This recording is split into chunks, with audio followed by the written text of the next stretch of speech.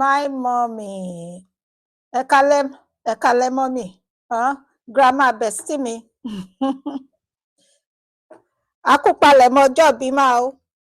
A bá wa láyọ̀ o. Bestie mi ńkọ́? Àti grandpa àti gbogbo ilé wa lápapọ̀ mà. Ẹ ṣé gan ni mà. À ń dúró de bàbá ẹgbẹ́.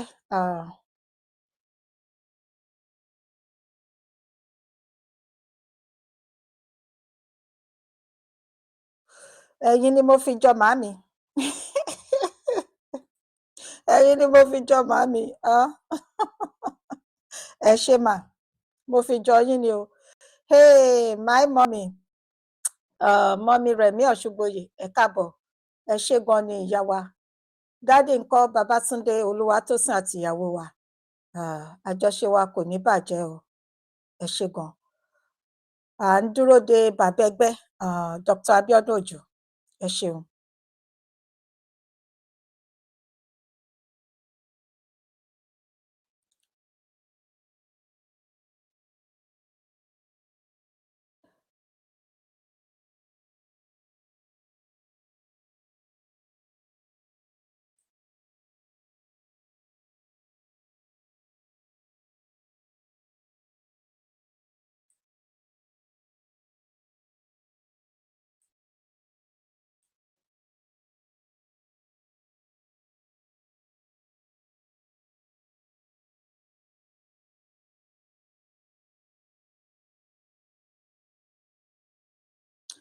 Ẹ máa bá wa pín ètò. A ní èmi àti bàbá ẹgbẹ́ la máa dìjọ ṣe ètò ní alẹ́ yìí. So ẹ jọ̀ọ́ ẹ máa ní sùúrù fún wa.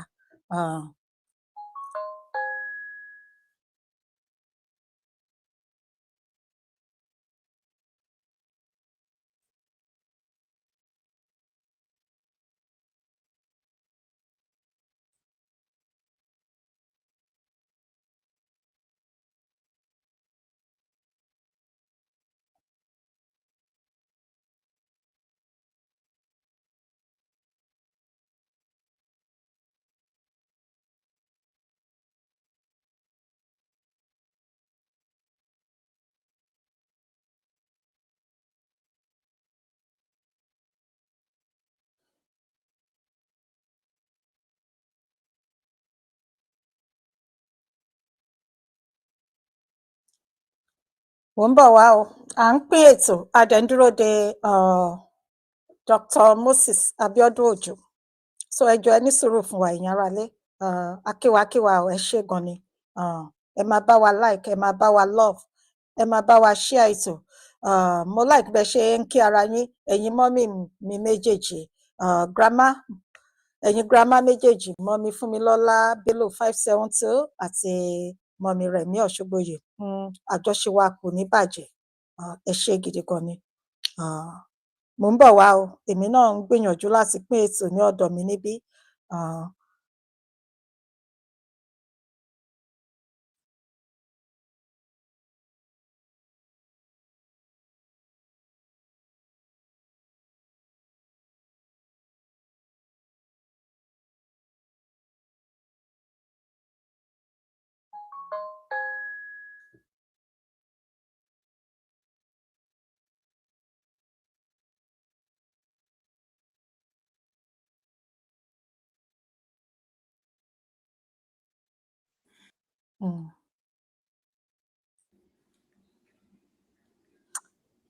Ẹ kálẹ́ sà.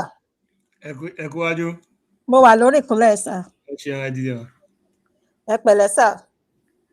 Ẹ ṣeun ẹ ṣeun.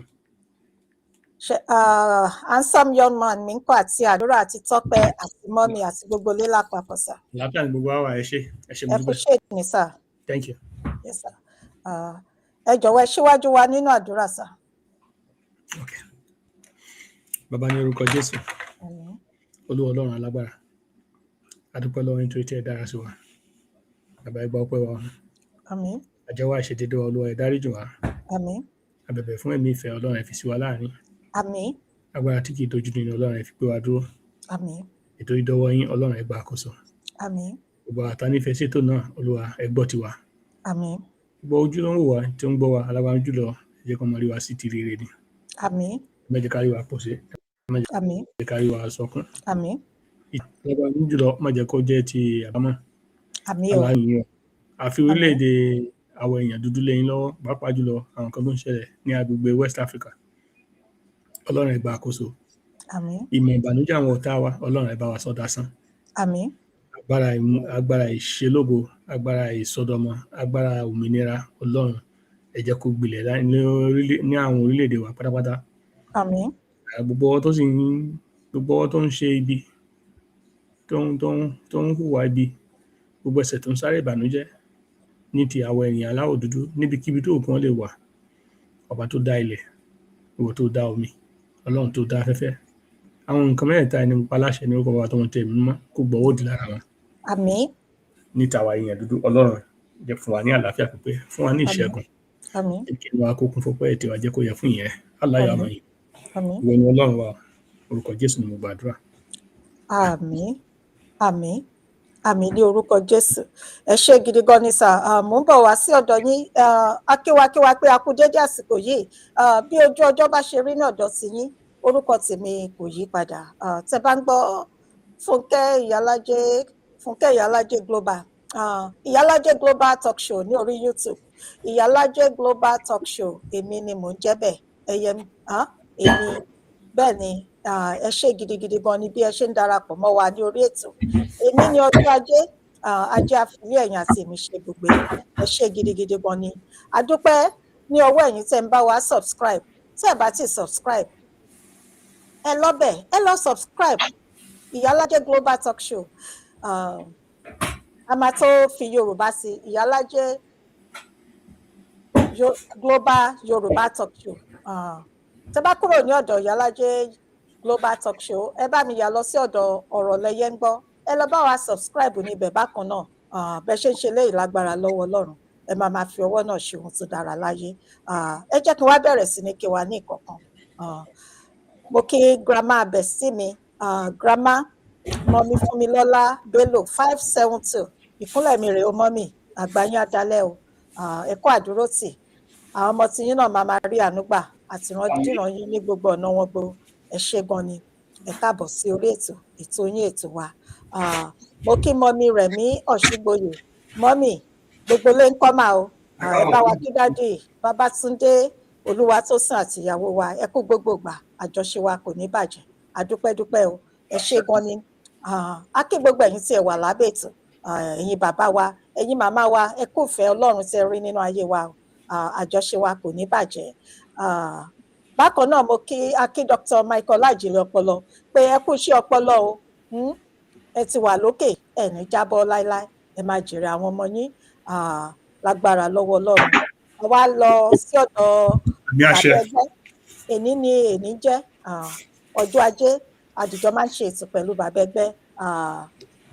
Mo fi tọ̀wọ̀tọ̀wọ̀ dá orúkọ yín, Dr. Moses Abiodun Ojo lẹ́ẹ̀kan sí. Ìkúnlẹ̀ mi rèé o.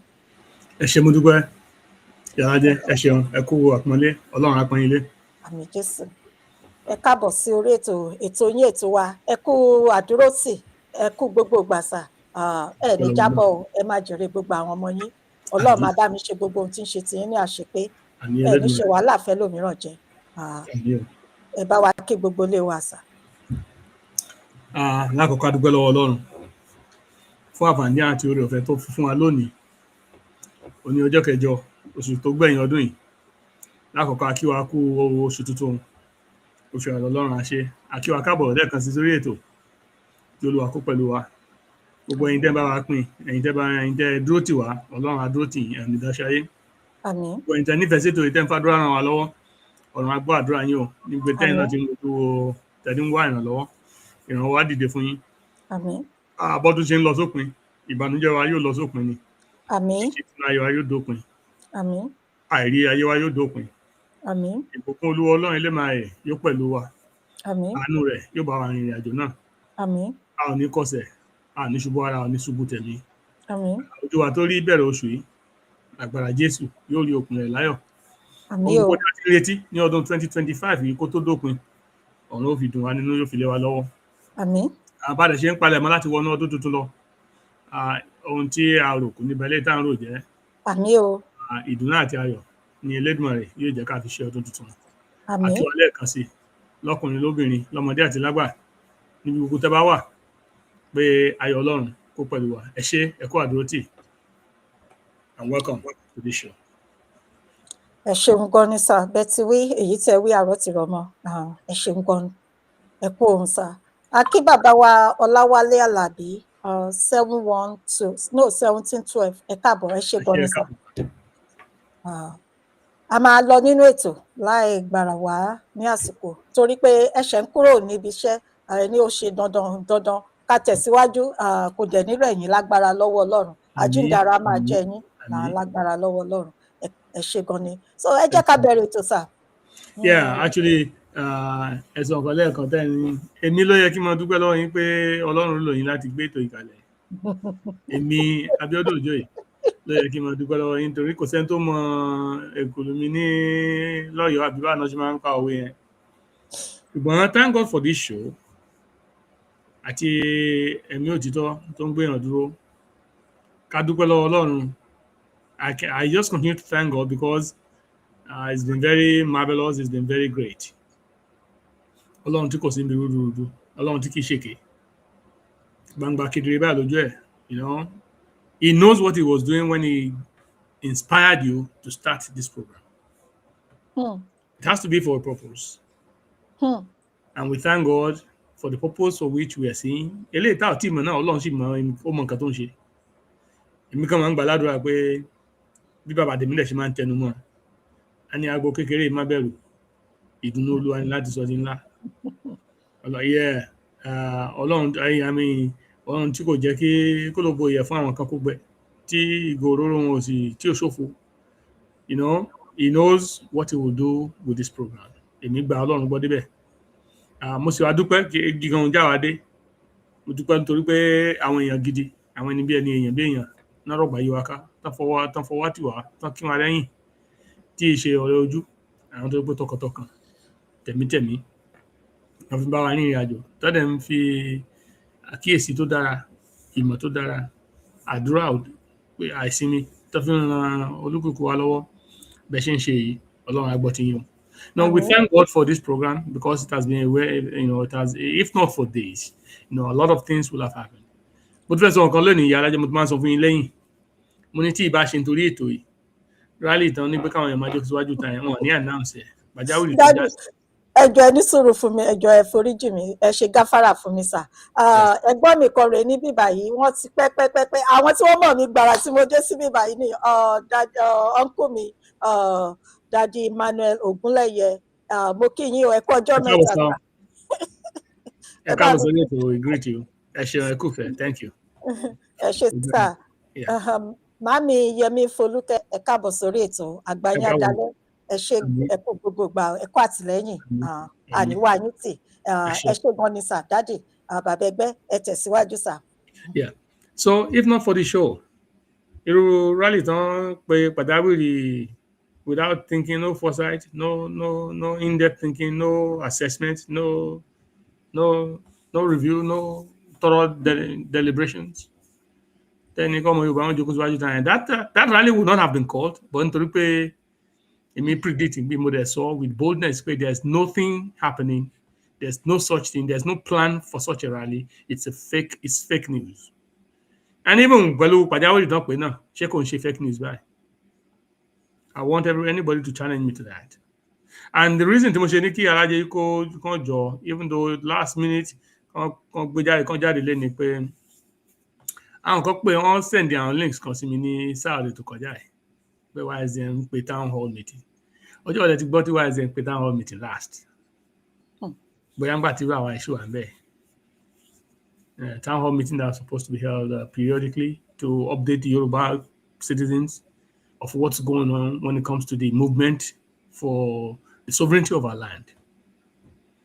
You know, you can tell it's a bunch of people who are there, who are just drunk in their own imaginary, you know, with their own imaginary powers, and just all trying to just milking the system and calling everybody foolish, when in fact they are the stupid ones.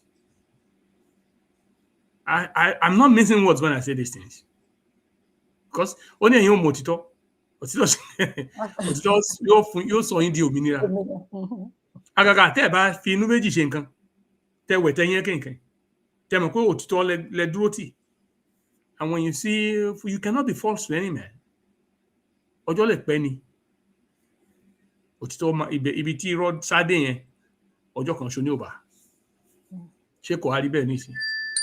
Àwọn kan wá ń send the link sí mi ní last Saturday. The reason why I want to come out today is specifically to address káwọn èèyàn wa kán máa délé ọkọ̀ kan bó ṣe ń sọ yìí. Tí ì bá ṣe irọ́ tán pa, tí ì bá ṣe irọ́. Kí ni meeting Saturday yìí kí ló bá lé lórí? Màá ṣàlàyé ẹ̀ fáwọn èèyàn wa kan gbọ́. Ṣé àwọn pé mi ò ṣùgbọ́n tí mo ti kúrò wáyé mi ò sọ̀rọ̀ ọ̀ǹtí tán sọ pé rally pé tí mo ní rally kankan ò wáyé. You understand? Ṣé àwọn pé mi ò tún gbé náà ọ̀ǹtí tí àwọn kan fẹ́ máa lọ dárúkọ máa fẹ́ parọ́ àwọn nǹkan tí ò ṣẹlẹ̀ tán fẹ́ yí story ní gbàdá báwa kankan ti kú mẹ́. Ṣé you understand? Tí mo ní pé kán tètè pé ẹ̀mọ̀ làkàn wọ̀n ẹ̀ tán bá fẹ́ fúrọ̀ wọn níta. And I did not say much until gbàtọ́ tó bẹ̀rẹ̀ sí ní accuse àwọn tó pé wọ́n ṣiṣẹ́ takuntakun tẹni pé wọ́n kó jẹ tán parọ́ tán ọmọ Yorùbá. Àwọn ní sọ̀rọ̀ bí tọrọ bọ́wọ́ ṣe rí. The line, and I'm glad Christy mo fi ṣe rí nígbà tẹ́mi lẹ́ti kúrò ní YSM. Ẹ̀yin náà ṣáàrí. When now occasionally, period maybe once in a blue moon, màá rí WhatsApp text message bíi prayer náà ní látọ̀dọ̀ Dr. Barrister Kapo. Èmi àti Sambayo bóyá sọ̀rọ̀ lẹ́ẹ̀kan rí. Èmi àti ọ̀tún wa mo sọ fún yín ó ti lọ Nàìjíríà ní Ọlọ́run mọ́ àfà bóyá sọ̀rọ̀ lẹ́ẹ̀kan àbí whatever, and that's it. Now I'm glad that these people turn around. Dr. Kovo mi gbọ́lé wọn jẹ́ ń sọ̀rọ̀ rárá. When these people now decide that it's time that they need to really speak up, because they realize that the world will not be destroyed by those who are liars, who are deceptors, who are doing evil, who are perpetrating evil. This world will not be destroyed by those people. It can only be destroyed by when good people refuse to say anything or do anything about it. I'm glad that they're deciding to do something as well at this point. And I say, you're glad. Mo wá pé Ọlọ́run yìí tóbi. Ṣé wá jẹ́ pé Ọlọ́run fún mi ní access? Yàrá jẹ́ táyọ̀ mo tó fi sọ pé èmi ni bàbá ẹgbẹ́ ń tòótọ́. Ọlọ́run tó wá fún mi ní access sí platform. No, that at least people will be able to hear the truth. No matter how little the truth is continued. Ṣẹ́rí tí ìmọ́lẹ̀ tíntínní ìṣáná kékeré tẹ́ bá lọ sínú aginjù lóru gànjọ́ tẹ́ mú ìṣáná kékeré bó ṣe bí tí mo tó yẹn tẹ́ bá ṣá iná yẹn bó kùkùn yẹn ṣe bí tó bó ṣe fẹ̀ tó ìmọ́lẹ̀ yẹn máa borí wọn. That's the power of the truth. They're coming back to the same space that I've maintained, because I was very convinced with what I know. Yes, some people have been measured. Some people are measured. They were trying to see how much more, but I was already convinced that there's no way you can change this situation. The only way you can change it is when you come out and tell the truth. And let people continue to see, wage what you're saying with what's actually happening and what they're telling you. Ṣé pé àwọn kan ti build reputation tó pé ọmọ Yorùbá ò fẹ́ gbọ́ nǹkan míì. Wọ́n gbàgbọ́ ti gbogbo ara báwa kan náà ṣe gbàgbọ́ ńgbà kan. So if you don't stay aside and continue to point out the errors, those errors will be silenced, and then they will continue to perpetuate their evil intentions, their wicked agenda against our people. Ẹ wá pè meeting jọ Saturday kí ọmọ Yorùbá máa wá sí kí ni àbọ̀dé meeting tán pé o ṣe rí níwájú Christy mo sọ fáwọn tó sọ fún gbà yẹn àwọn tó ṣe link yẹn mo ní Ọlọ́run ní jẹ́ kí n rí nǹkan tó máa tún lọ bẹ́ẹ̀ kí ni mo fẹ́ lọ wá ná nígbà tí mo mọ̀ pé ẹ̀tàn ló wà ń bẹ̀ tẹ́ bá sọ ṣe rí kò sí bẹ́ẹ̀ ti fẹ́ ṣe ebòlò àwọn bàbá ló máa ń pa lóòwe bẹ́ẹ̀ wọ́n ní kò sí bẹ́ẹ̀ ṣe ebòlò tí ò ní irun kí ni tí ò ní irun ìgbẹ́. There's no way you will change these people that I already know in the leadership of the YSDM. There's no way, including Mega Rally, the leadership in that Mega Rally, there's no way you will change them. You they cannot. It has become second nature, deception and lies and fraud, and it's a way of life to them. That's the way I see it at this point. There's no way you can, but the only way what you can do is to continue to put your truth out, your truth. Let people continue to see it. At first, people will see you, they will see you like a rebel. They will see you as somebody who is, like an outcast. They will throw you under the bus. But when you continue to tell your truth, people will continue to wage it. At some point, they will continue to realize who is actually telling the truth and who actually has, the human love at heart, the interest of the nation itself. Meeting at this hour. Lẹ́yìn ìgbà tó ti gbé gbogbo owó ọmọ Yorùbá ọ̀gbọ̀dọ̀ fọwọ́ kàn jẹ tán tó ti gbé gbogbo ẹ̀ lọ. Ẹ lọ béèrè o. Àwọn afẹ́ máa parọ́ mọ́ àwọn tán mọ̀ nǹkan pa owó. Àwọn tó pa àwọn náà struggle láti, there are so many sides to the stories. They will tell lies to the people that don't know nothing. And they will use the imbecilic Yoruba media, world media, some imbeciles in the Yoruba world media to perpetrate their falsehood. So ọmọ Yorùbá nǹkan tó bá ti gbọ́ lórí social media ni àwọn yẹn máa dì mú. Meanwhile, àwọn tó ń hùwà bàjẹ́ àwọn ẹni gbogbo àwọn ẹgbẹ́ náà ń tẹ̀lé lẹ́yìn. Ẹ wo pé àkíyèsí àwọn ọmọ Yorùbá sí nǹkan tó sí àwọn àkíyèsí àtàtà. Meeting ilé ìtàn lọ yìí tẹ́lẹ̀ sọ pé a fẹ́ gba lọ́bì yìí. Bẹ́ẹ̀ni sir. Sherry, I'm telling you right now, the leadership of the YSM is worse than Dupe Onitiri as of today. When you put them side by side and weigh and look at them, now the YSM leadership has overtaken Dupe Onitiri's bad misbehaviors. Èmi Abiodun Ojo ni mo sọ mo sì dúró tì. Because what they're doing to our people, what they're doing, deliberately setting our people backwards.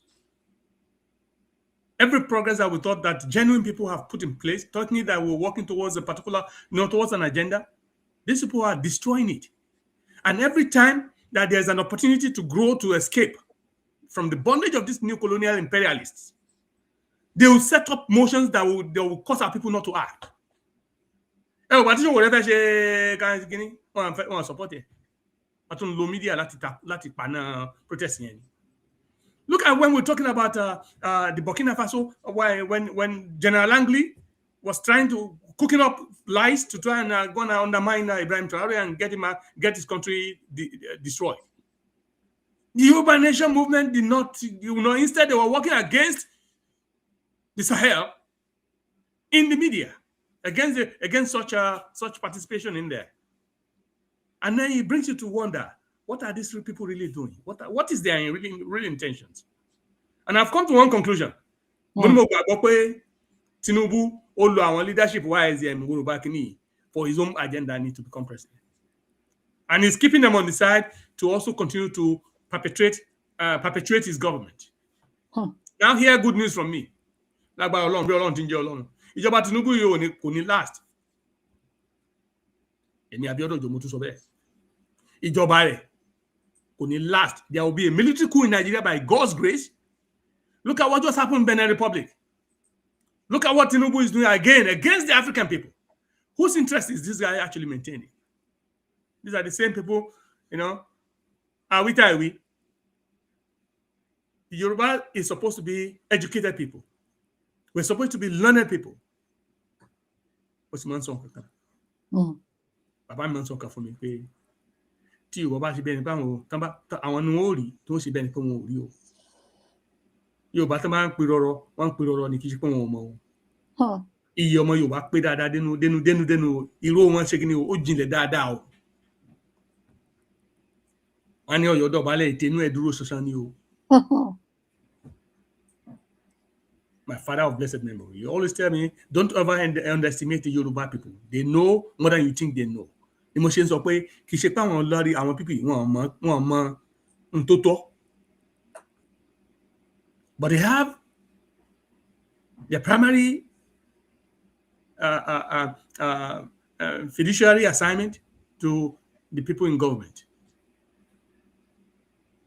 That's probably why. That's the only reason why they manipulate the Yoruba nation movement, pretending to want a sovereign nation for us, but indirectly working for the perpetuation of the system in Nigeria under a Yoruba man.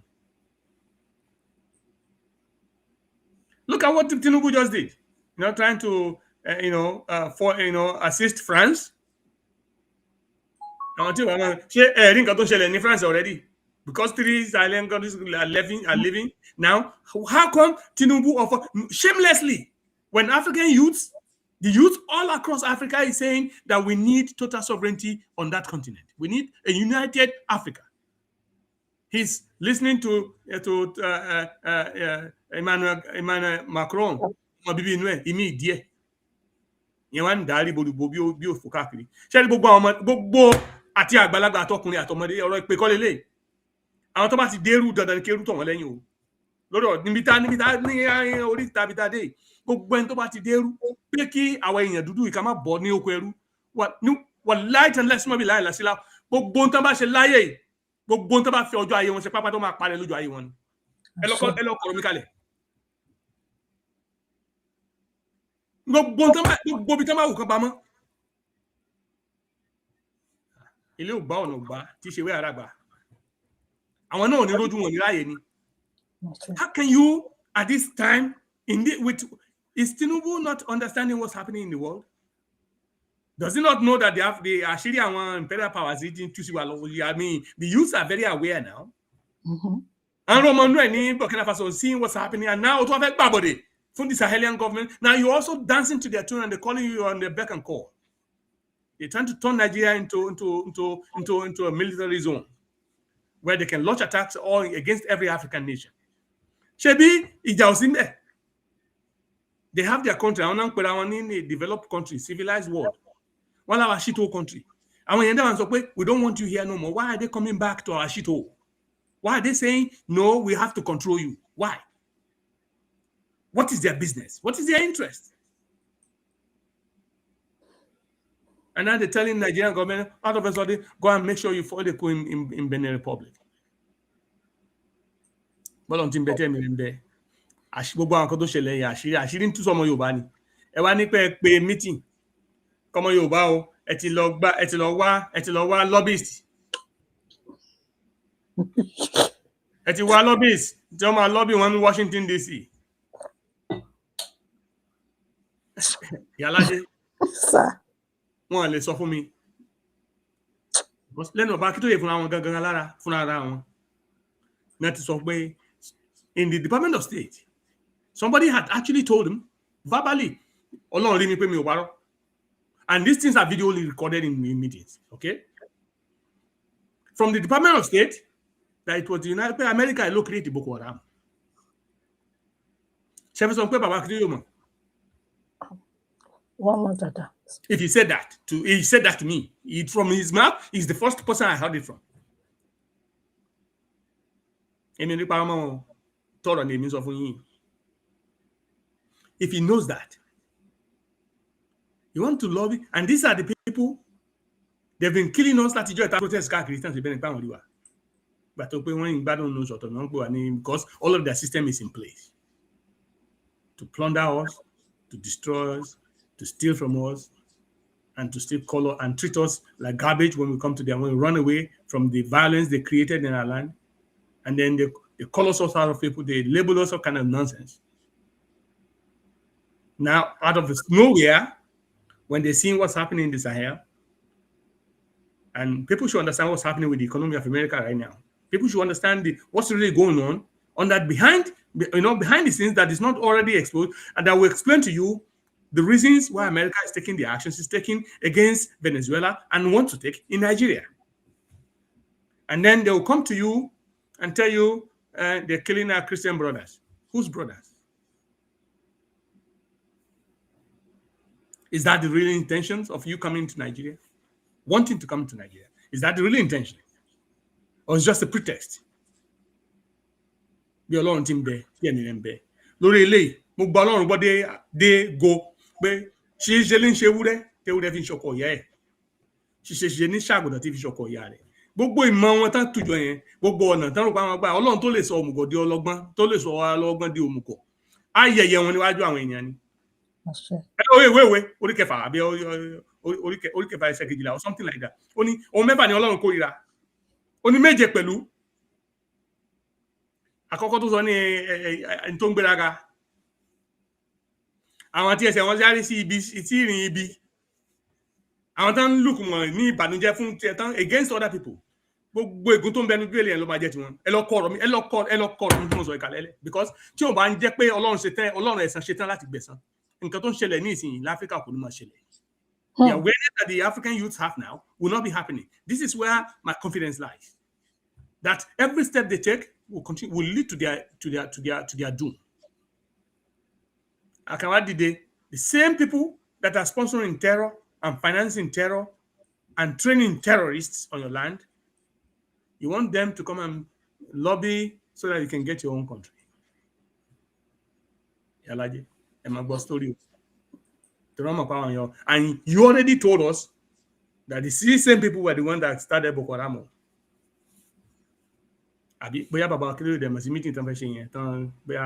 Because as of today, based on the general information, I know Baba Akintoye is the leadership of the YSDM. Now, if there's a council meeting, call for all Yoruba citizens across the globe.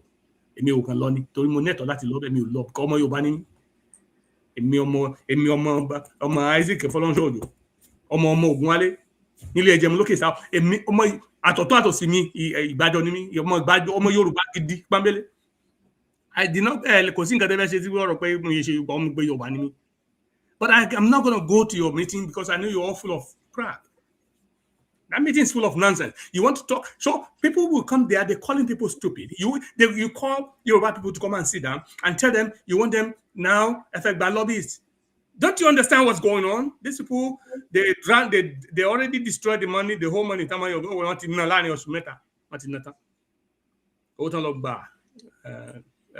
Crookedly.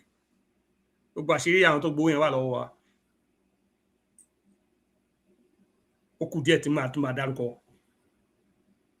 nǹkan fi ṣe ọmọ Yorùbá mo fẹ́ rí. Meanwhile gbàtà fẹ́ dá àkáǹtì ilẹ̀ bàbá tó yẹ mọ̀ sí èmi ò tiẹ̀ tí sínú YSDM that this money was supposed to be that when the Yoruba nation finally gets the country, it will be a foundation fund for the Yoruba nation. Isn't it? That Yoruba, we are never going to touch it. All of a sudden, because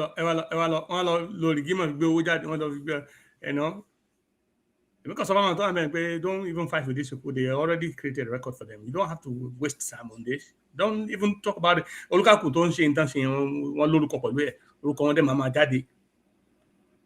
I have names. I have the names, and I'm just not ready to start talking about those names now. I have the names of all people involved from Canada to Nigeria, from the UK. And those that are active on that. Ẹ ti wá náwó tán wọ́n ní pé ọmọ Yorùbá dáwó lọ títí mọ́ ẹ wọ ọ̀ràn mi àti forí sangbá gbogbo àkáǹtì Canada tí ó ti gbẹ dànù. You see, this is why I tell you they are criminally minded. Wọ́n tẹ̀ láti gbé passport jáde kóta mẹ́ta àkàn sọ̀rọ̀ síta ó wà náà nǹkan tó bí mi nú tí mo ṣe bẹ̀rẹ̀ sí sọ̀rọ̀ against the YSDM dáadáa, because the same people who started Ruba, that the Yoruba people condemned, that people already heard, they were trying to use it to defraud Yoruba people. And Dr. Adesina, Bishop Adesina, he has the right, to protect his name. He can take me to court, sue me to court. He can take me. These people, when I mention their names, I expect them to take action against me. And let us present evidence against ourselves.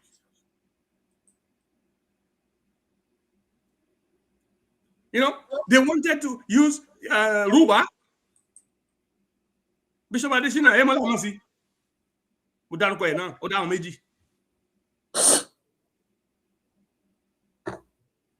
They wanted to use Ruba to defraud people. The YSDM had to shut it down, because we had sincere men that were working hard, tirelessly on that, to ensure that what we're doing is supposed to be, plain, truthful. The foundation we're trying to lay for a country that we so much cherish, that we thought we were going to get for our children and hand over to our children, will be that is built on truth, honesty, and dedication, hard work, transparency. with these people that are very shady, who had no clue what they're doing but to defraud people, and fraudsters. And we spoke about it, and then the leadership will be shouting people down when the truth is coming out. This should people should be asking questions. Baba is alive. People should, everything I'm saying, people should go and talk. Now, what you know when the same fraudsters now gather together and say, you know what? I just got to lobby.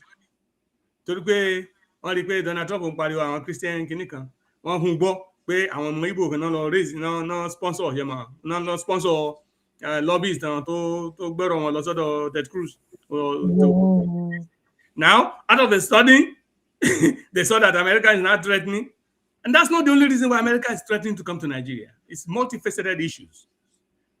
The same underground tone, we'll post on Facebook, why they want to go into Venezuela.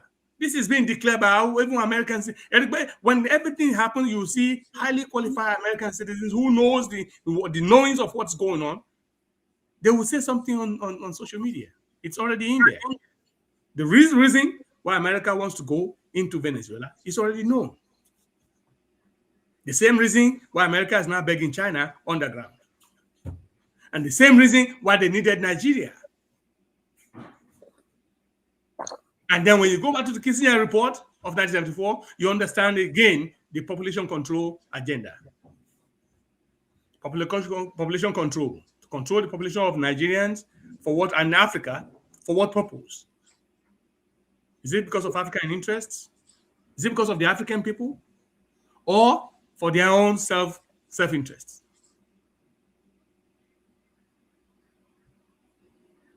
I feel better and got on already.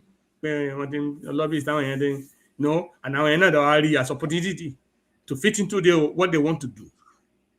Because they've tried to destroy the Sahel, it has never been easy. They're still working hard tirelessly, they're not stopping.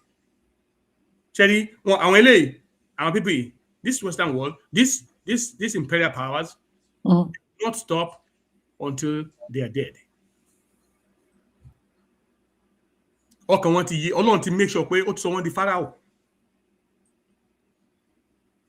God has turned their hearts into the stone heart, like Pharaoh.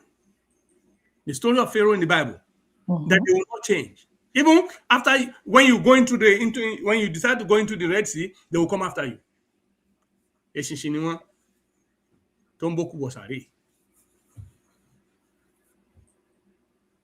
They will not change. Their days are numbered. They too will be doomed. Because they underestimate everything that has to do with black people, the African continent. They really want to continue to perpetuate, and they say these things openly. Lobby. Now, that's just the Yoruba nation to be there. Kima fi ọ̀pá pọ̀lọpọ̀ pa ìjù fún àwọn èèyàn wa. Èlò láti ìdáná. Nígbà tán dá central account kalẹ̀, èlò lè gbé síbẹ̀. Láti ọ̀sẹ̀ tí ń dáwọ́ yẹn, bó ṣe ń dáná nínà, kò wọ 50,000 rí. Kò dé 50,000 rí. Yàtọ̀ ṣe bẹ̀rẹ̀ kan tó high. Nígbà táwọn kan náà rí pé owó ti ń wọlé, àwọn tó ń control ẹ̀, àwọn náà bá bẹ̀rẹ̀ sí ní dàbá tó sápò wọn, owó ò bá gúrò mọ́. Kọ́ya báyọ̀ tó débẹ̀. Gbogbo tó ń káwọ́ bá sọ lámọ̀ sọ. Oyabayo managed that account for a period of 8 months. It grew from about 23,000 taba. I can't tell you 23,000 for months, for almost a year. Oyabayo today. Within a bit more convincing, all that any our people in Gio woman you baby. What to Daroka Lekasi Oye, Abioye. He lives in Canada. He has access to come to America. He can take me to court. He has his records. I have mine.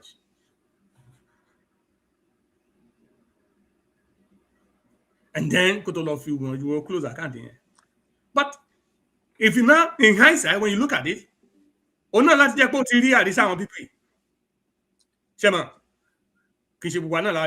instead of speaking up, he decided to you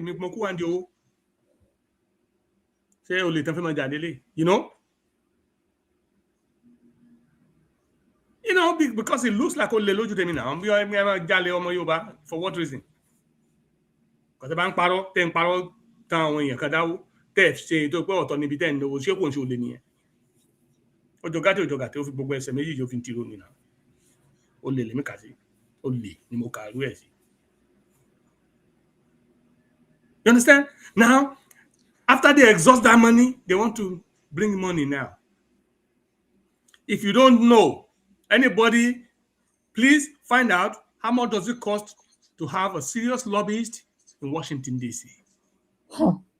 It is in the upward of $100,000 before you can get any meaningful lobbyist to get the attention of a senator that can move a motion or bring a motion to the floor, and then for the president to pay attention. You're talking of lobbying. That's why most of the senators, most of the congressmen, when they retire, they become lobbyists, right? Because they know the ins and the workings of Washington, D.C., of Congress. Before you can say you have a lobbyist to work for you, you're talking about cash payment in the below, in the upper hundreds of thousands. Some of you bá ti dá èlò náà dáná. Wọ́n gbé jẹ lẹ́yìn mẹ́ta tán torí ẹ̀ ń fẹ́ destroy àwọn èèyàn tán lọ ń gbé gbẹ̀tùgbẹ̀tù káàkiri ojú 20 ẹ̀yà lájẹ̀ ẹ̀ pẹ́ kí n rẹ́rìn wọ́n ti wá náwó tán wọ́n tún wọ́wọ́ mi àwọn tó ń fowó kọ́ ẹnu wọn ń bẹ́ẹ̀ àwọn tó ń fowó gbé olóṣó ń bẹ́ẹ̀ láàrin wọn àwọn tó ń fowó dáko tún fún àwọn àtẹ̀bí wọn wọ́n ti gbàgbé pé owó tán bá fi ọjà tán bá fi kíní kan pé ṣìṣì náà ló máa ń yọ omi ló máa ń yọ owó ẹ̀. You know, you're taking money from people, helpless people. You're taking money from elderly people, 90-year-old men and women, grandparents that are still, you're deceiving them and taking their money. And then you say you want to go and establish a farm, you want to go and establish a hotel, you want to go and, build a shika. Emma will not. Until kọyún mi ò ní sọ̀rọ̀ jù bẹ́ẹ̀ lọ tán ní bẹ́ẹ̀ ọdún ṣépè lẹ́nìkan mi ò ṣépè fún yín o ṣùgbọ́n iṣẹ́ wọ yín lágbára Ọlọ́run ó ń tẹ̀lé yín lẹ́yìn kò tiẹ̀ sí èmi ọ̀rọ̀ kan ṣe pé kíní kankan iṣẹ́ tẹ́ ń ṣe yẹn ẹ̀yin náà má gbàgbé o èmi àwọn bá lọ àbọ̀ máa ń bọ̀ ni kò ṣàṣegbé ẹ lè jẹ́ gbé tọ́lẹ́gbọ́ lẹ́nu tèmi. But I'm going to expose your evils, especially when you're trying to be cocky and corny to people, when you're very deceptive and not being truthful, and you don't like the truth. Wọ́n lọ gbé àwọn ìjáde. Ṣé lónìí níbi tí wọ́n bá ọ̀rọ̀ YSDM wọn dé, ẹ ti rí àwọn instrument tó ń lò mọ́ ní world web media. You see what's happening to them.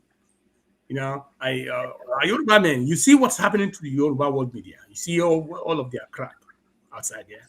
Now, the YSDM itself, you see how inconsistent this has been and how far the journey, all the way to mega rallies from all lies and every lie 1 second after the other. Mo fẹ́ bèrè lọ, jọjọ́ tí ń dá owó yìí tí wọ́n rí $30,000 dárí. Ṣé o lè fẹ́ rí $100,000 àbí 150? Minimum, I'm talking as a matter of 100,000 ṣe wọ́n mú zọ yìí. To get a serious lobbyist, you're talking in the range of almost $200,000 to $250,000.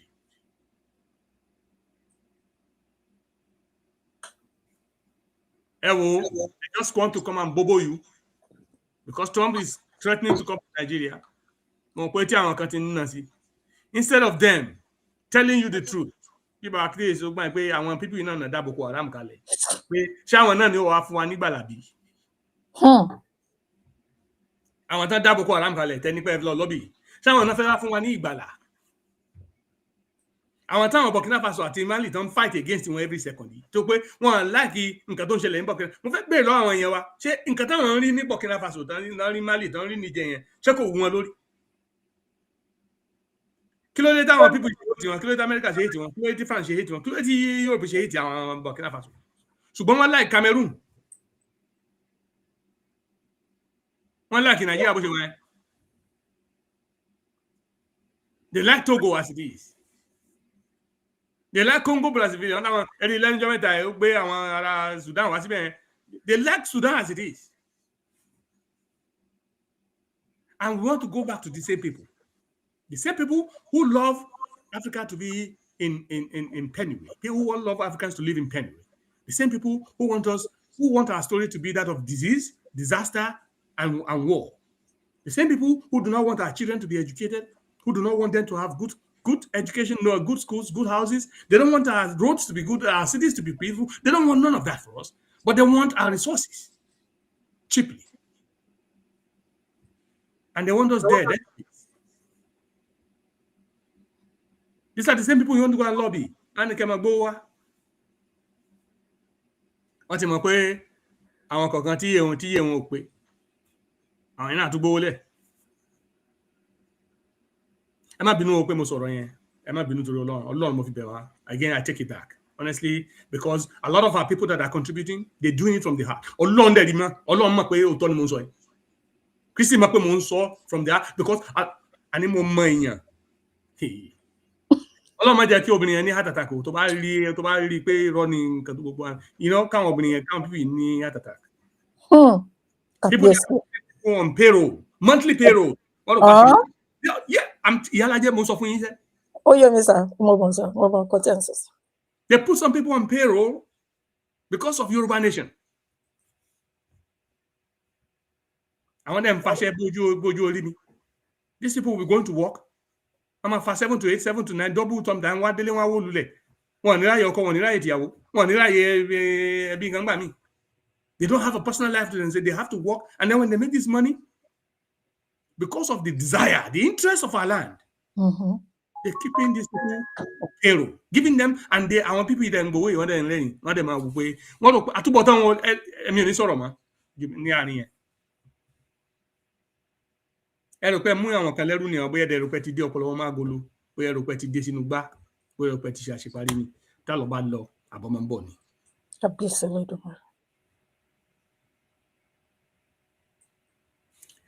Ẹ jẹ́ n fẹ́ sọ àsọtẹ́lẹ̀ kan bíi láláì sọ nǹkan tí mo ń sọ láláì sọ sí anybody ṣùgbọ́n ọlọ́gbọ́n ọmọ fọgbọ́n gbé àwọn ọmọ ó yẹ ká máa mọ̀. Pàtí mo bẹ̀rẹ̀ sí ní kọ́ ẹgbẹ́ ṣe ń dẹ̀gbẹ́ tèmi náà fẹ́ máa ṣe bí ọdẹ. Ìkan náà àwọn èèyàn wa kan tó bá ti wá ní ìdí owó yóò lọ yìnbọn mọ́ òkìtì ọ̀gán á dẹ̀ gbé gàlà ń bẹ̀ á bá lọ tà á. Ó kàn máa make sure pé bóyá gògóńgò yẹn ṣe get òun kúrò ń bẹ̀. Dáàdì mi wá rí pé mo súnmọ́ arákùnrin yẹn díẹ̀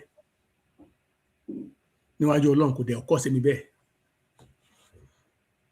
pé bóyá kémi náà máa fọ oògùn pẹ̀ràn. Ṣe ni bàbá mi sáré pè mí níjọ́ kan wọ́n ní Bíọ́dún oníṣà wọ́n ní wá ń bì í. Má jẹ́ kí n gbọ́ o má jẹ́ kó ṣẹlẹ̀ o tó bá ní pé ìwọ náà fẹ́ máa pẹ̀tù àbí ọ fẹ́ máa pàgbọ́nrín ọ máa wọ́n ní má bá yẹn dán wò wọ́n ní àtúbọ̀tán rẹ̀ kò lè dáa.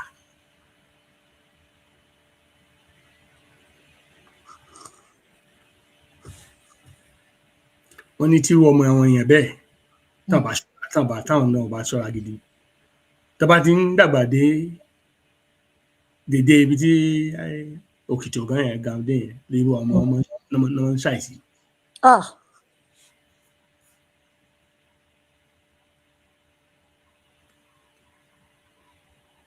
Àwọn tó bá dẹ̀ wá mọ̀ wọ́n láwọn míì mọ àyípadà ẹ̀ ń bì kan náà o ṣùgbọ́n tẹ́ bá gbé kó ń bẹ̀ ọ́ tó níbi tẹ́ ẹ̀ ń yí sí.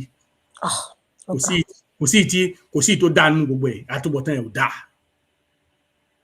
Tí mo fẹ́ sọ ni pé gbogbo Bíbélì ló sọ ó ní ẹni tó bá ń ṣe rere kó máa ṣe rere nso àtẹni tó ń ṣe burúkú kó máa ṣe burúkú nso àtẹni tó ń ṣe olódodo kó máa ṣe olódodo nso àtẹni tó ń ṣe onírọ́ nso ó ní kíyèsí èrè kọ́ ló pè ní ó ní èrè mi.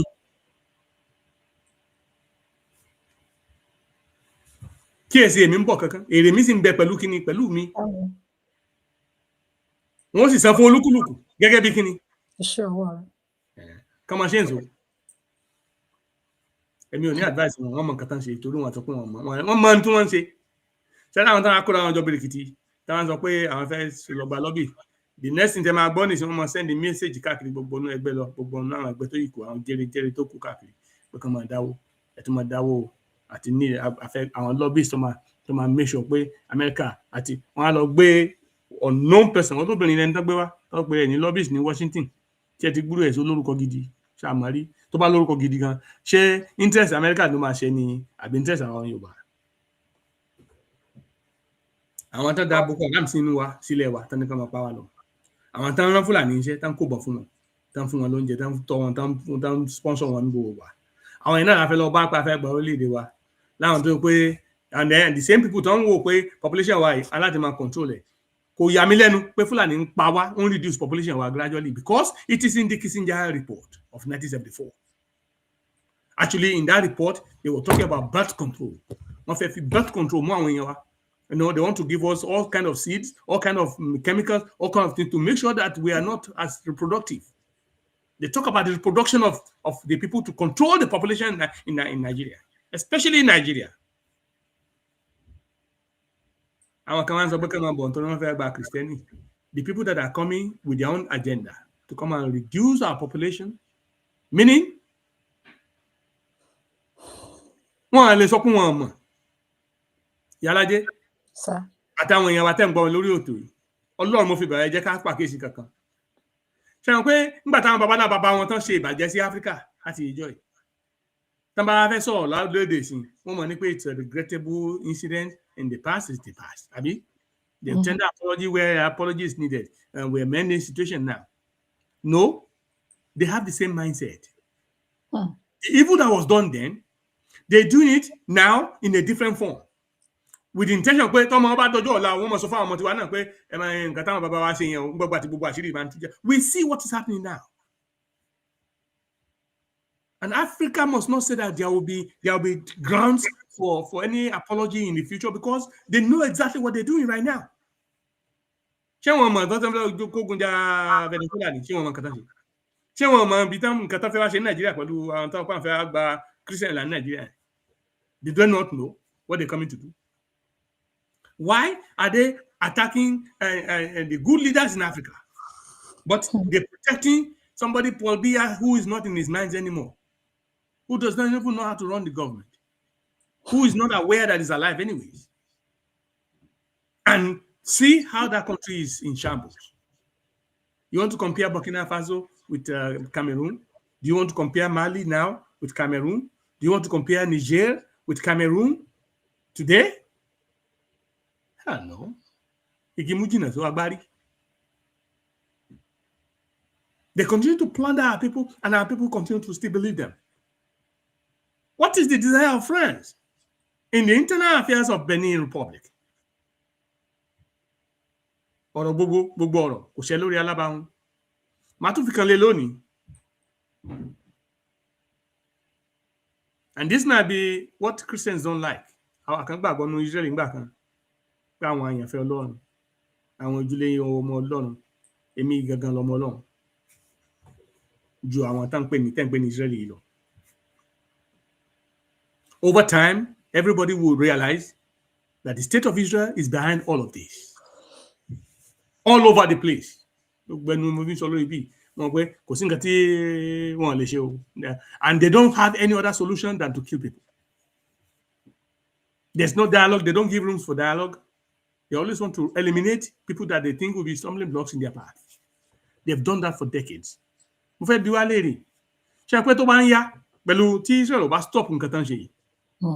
People will start to look at Adolf Hitler like there must be a reason why this man acted the way he acted. Because if Israel doesn't stop what they're doing right now, people will start to justify what Adolf Hitler did then. Why was it target? Why is he target? Why did he target them? Otherwise, why are they doing what they're doing now? Or really that below I want understand, but why are they doing what they're doing right now? And they have always been the sponsor of terror. And when terror visits them, the whole world is they have their politicians in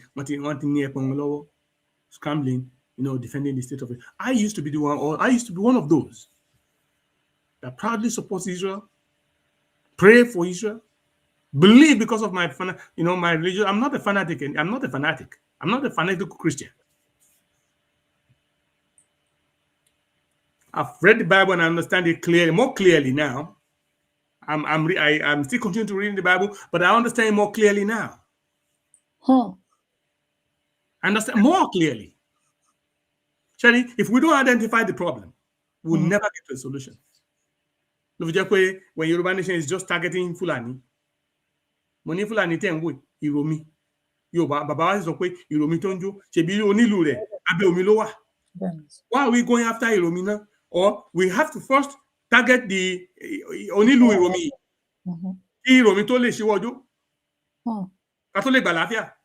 Yoruba Nation now, when we see what is happening, they know. These people know, but they want to maintain a particular lifestyle and they want to continue to keep our people in bondage. And they want to use the movement to make sure Yoruba man become president because they probably have children who are in government.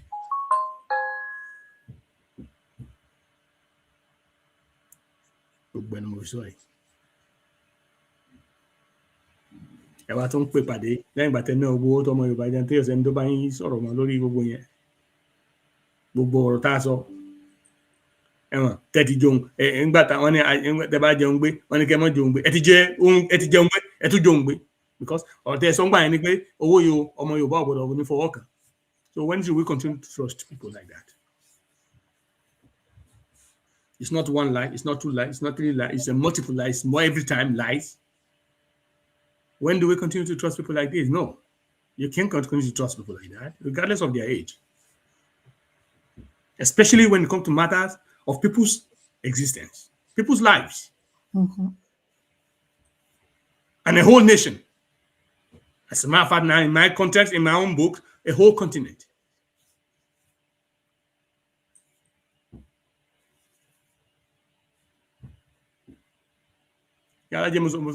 Ṣẹ́rí lájọ́ mo ti kúrò wáyé zn. Anywhere. For some reason, I've seen a whole general call me yesterday. A whole general. A whole general. Mi ò tí pè wọ́n padà. Ẹjọ́ ẹ pè wọ́n padà sir. Mi ò tí pè wọ́n padà because people are realizing that this boy really meant well. This boy was actually telling the truth, and that this dead-end road is not the right way. Nobody wants to say nothing. Nobody wants to mention names. You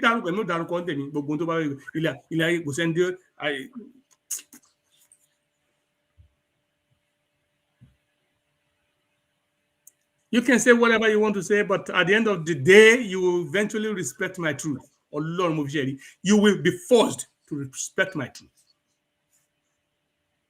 After bá yẹ pé ayé ti dòdì àdá tó jẹ́ pé irọ́ ló ń lékè òdodo lókù tí ò bá rí bẹ́ẹ̀ tó yẹ pé òdodo ló máa lékè irọ́, you will come back and respect what I'm saying. Almost a year now, but I left the wires in. I didn't know why yesterday. Am I getting calls now from a whole general, a whole brigadier general, by title, by really big, you understand? Well, why is that happening now?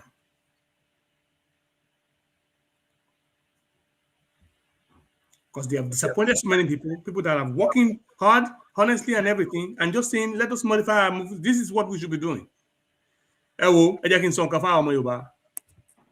in particular, to all Black people across the world, we should be talking to ourselves now.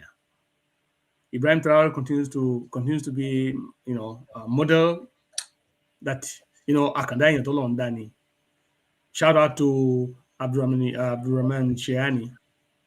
A big kudos to Assimi Goita. These people are daily facing threats to their lives. But their people are better off today. You will not see BBC, CNN, ABC, whether Minister Media or anything, showing the lives of people in Burkina Faso. They will not show you children in trading schools learning, engineering, from Emma. Once you change the curriculums, this guy is catching those children from youth. Bíbélì means Psalm 21:27. Only money in Olúwa, ọmọ bíbí, ọmọ inú sì ní èrè rẹ̀. Bí ọfà, bó ṣe rí lọ́wọ́ alágbára. Ibrahim Terrell understands the strength of this youth. Ella, shout out to you. I recognize you. And to your age mates across the board. Gbogbo ẹ̀yin ọmọ tọ́lọ́run fi dín tiwa. Ọgbọ́n yóò ní dìbà kò ní jọba alágbára Ọlọ́run. Àmín, àmín. You will stand in the gates against our enemies. Ọlọ́run mọ̀ bẹ́ẹ̀. Ó ní lẹ́nu bóde àwọn ó dúró de àwọn ọ̀tá wọn. Ibrahim Traoré is doing what this people cannot undo for decades, because he understands that only pound, but once he changed the mindset of our people, they're no longer trying to think like the France wants them to think. They're seeing themselves the true heroes who they are. It's a whole total rebirth of the African child with a mindset and patriotism, instilling patriotic ideas in them. And of course, openly, on the kind of traitors, because of our consequence of betrayal.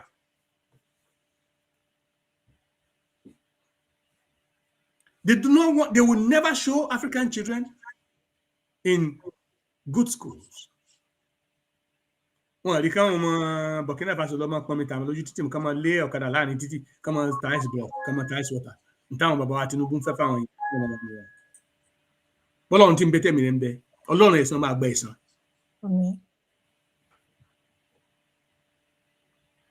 They don't want to see Burkinabes learning computer skills.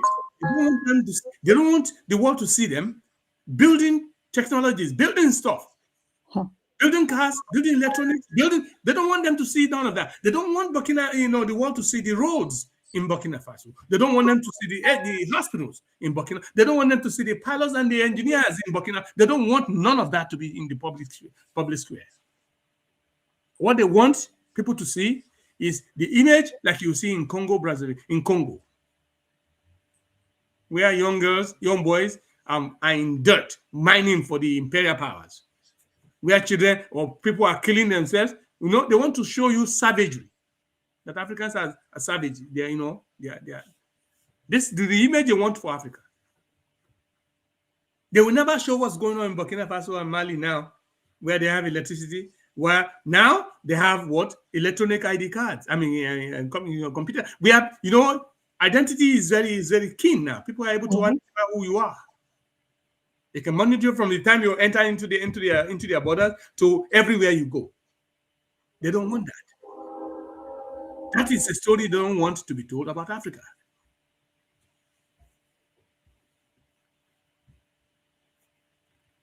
Now you're telling us you want to go and get lobbyists to come to go and beg Donald Trump, when Donald Trump is already on fire to go trying to find an excuse to go into Nigeria. You're looking so that people can buy your garbage and then they can dig hand into their pockets. You're lying to steal from people's pockets. I don't know who are the people present there, but it will be with the awareness of the leadership of the YSDN. And people will not ask the right questions. They will not be asking them, so what is all this all about, man? So tẹ́bàtì wa dáwó yẹn lónìí, tẹ́bẹ̀rẹ̀ sí ń dáwó lónìí.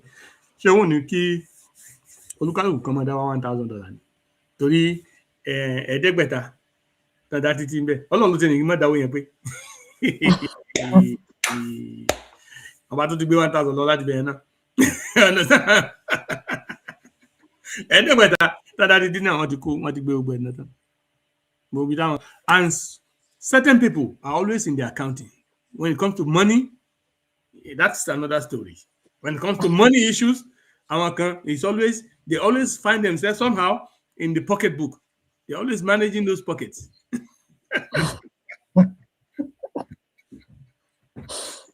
They'll be managing those pockets.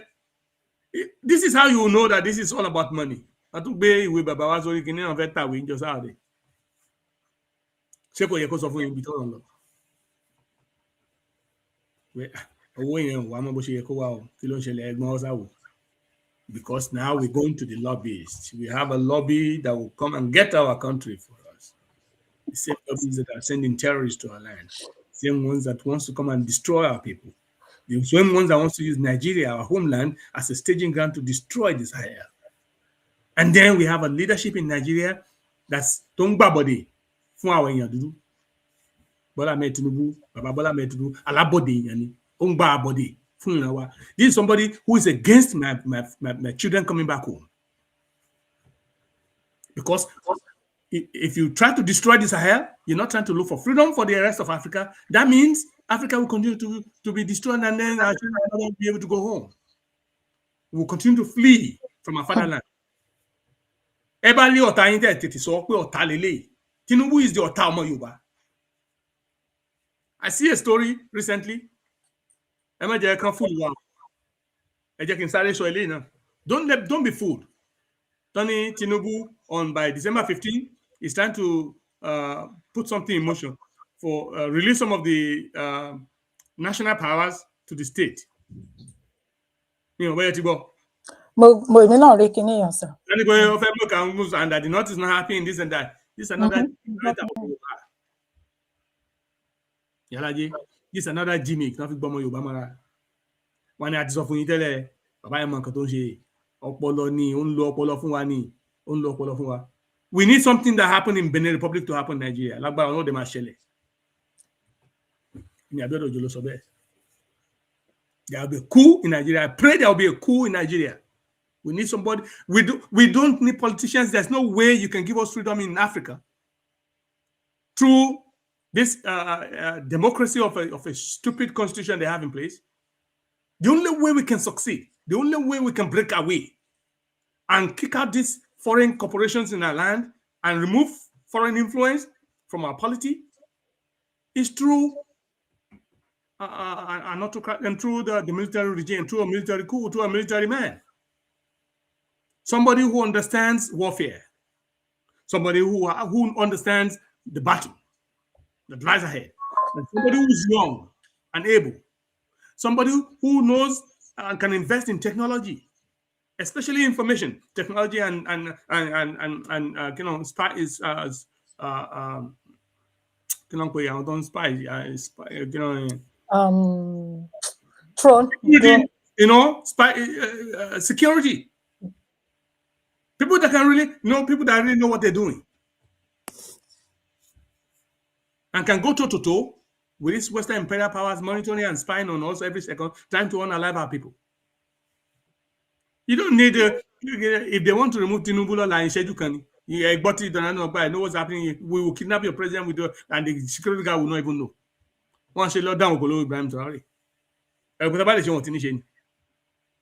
This is why we need somebody with those criteria. We need somebody who is a military man, who understands warfare, somebody who is young, who is very intelligent, somebody who has the desire of the people, the sovereignty of our nation at hand, and who is bold to confront these foreign corporations in our country. We don't need people that will be saying, oh, I raise a motion. What do you say? No, from my constitution, this argument, this is what they want, a disgusting kind of Senate and Congress. We do not need that with somebody who will lead that country first through a decree. Somebody like Diagman comes to my mind. That powerful, that strong, and that ruthless. That's the type of people we need first, who will quickly join forces with the Sahelian government. Then the expansion will be more. You want to fight one, you're fighting all of us. You see, Ibrahim Traore response to Donald Trump. Don't attack a woman, one congresswoman from Minnesota. You see any other African leader talking in anything? What is that? Africa has a hero in a man called Ibrahim Traore. He's a bold man. He's doing the right things. nígbà tí mo sọ mẹ́gà nígbà yẹn pé ẹ jẹ́ ká make statement ìgbà tí Langley lọ attack pé we're in support of this. Àwọn tó kúkú support, you see the rally that came out of that? Shame on the people that say no. The rest of the world stood up. Ṣẹ́rí Ọlọ́run sọ pé táwọn èèyàn bá yín wọn ní igi àti òkúta àti iyẹ̀pẹ̀ wọ́n ṣe kí ni. Ayé wọn. Nígbà tí mẹ́gà rally kọ̀ tán láwọn ò ní lọ tán sọ pé we are doing something, àwọn stupid talks, you know, where there is something going on the ground. There's a diplomatic way, you know, we don't want to get ahead of that. Yeah, it's a good thing tí bàbá ọjọ́ sọ yẹn o, ṣùgbọ́n tó bá ṣe pé we issue a statement, you know, make a, you know, in support of that government, it will be in record. When you do not do anything, what happened? The same way some manipulate our Yoruba media. There's a channel of communication between government of Nigeria and the YSDM to ensure they can control what comes out of the social media, out of our media, out of our groups, out of anything. So invariably, the imperial power is also controlling us through that channel. When you were supposed to do the right thing, you don't want to do it, you tend to tell us stories, bull stories. When you didn't do it, the rest of Africa stood up. We know what happened after that. Langley was kicked out. And America did not have its wish on Burkina Faso. And Ibrahim Traore is still standing, thanks to the good people of the world. Shame on you. Now it's going on now. Instead of people condemning what's happening, they want to start giving excuses. When you see people giving you false excuses, be very careful around these people. When they give you false pretext, and only to tell you lies to dig hands in, their filthy hands into your pockets, understand who they are. Don't let them deceive you, no matter what their age is. Don't let them deceive you. At if you are a woman here.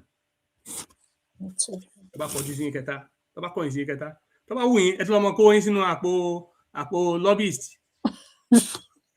Lágbára Ọlọ́run ikú ò ní pa wá. Àṣẹ. Níwòye àmọ́dún. Ọlọ́run tẹ̀ ti jẹ́ kí nǹkan tí ó ṣẹlẹ̀ fáwọn olórí burúkú yìí. Lágbára Ọlọ́run ìyanu ó ti ṣẹlẹ̀. We will also have a path forward with the Sahelian, with a unified African nation. That we don't have to talk about this garbage anymore. We'll just be thanking God that we thank you for bringing us this David. The David that will destroy this Goliath in our lives. Ṣùgbọ́n between now and then, owó tán bá gbà mo fẹ́ rí nǹkan tó ṣe bọ́lọ̀ ó dá mi lójú déwájú Ọlọ́run pé wọ́n nà jẹ náà ni. Àwọn tó fi gbólóṣó wà ńbẹ̀ wọ́n retí yín.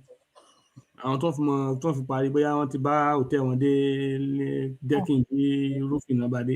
Àwọn tó dẹ̀ fẹ́ sanwó àwọn olóko tán dá éka oko lọ rẹpẹtẹ tán rò pé tàbáwọn tó lọ fi ra mọ́tò tó mọ̀ gùn káàkiri lọ gbogbo ilé àwọn alẹ́. Continue to put your money there. This is where your money is going. It's not going to any kind of lobby. They don't even have the money to pay any lobbyist in Washington. Somebody turn on money any lobby. A trace any a ní connection. Mama to one in the pocket owó yẹn ní Washington DC náà. Yàrá jẹ́ mi ò ṣe àwàdà o. Fẹ́ dàbí ọ̀rọ̀. Lobbyist turn on money ṣe. Tẹ́ bá máa trace dáadáa.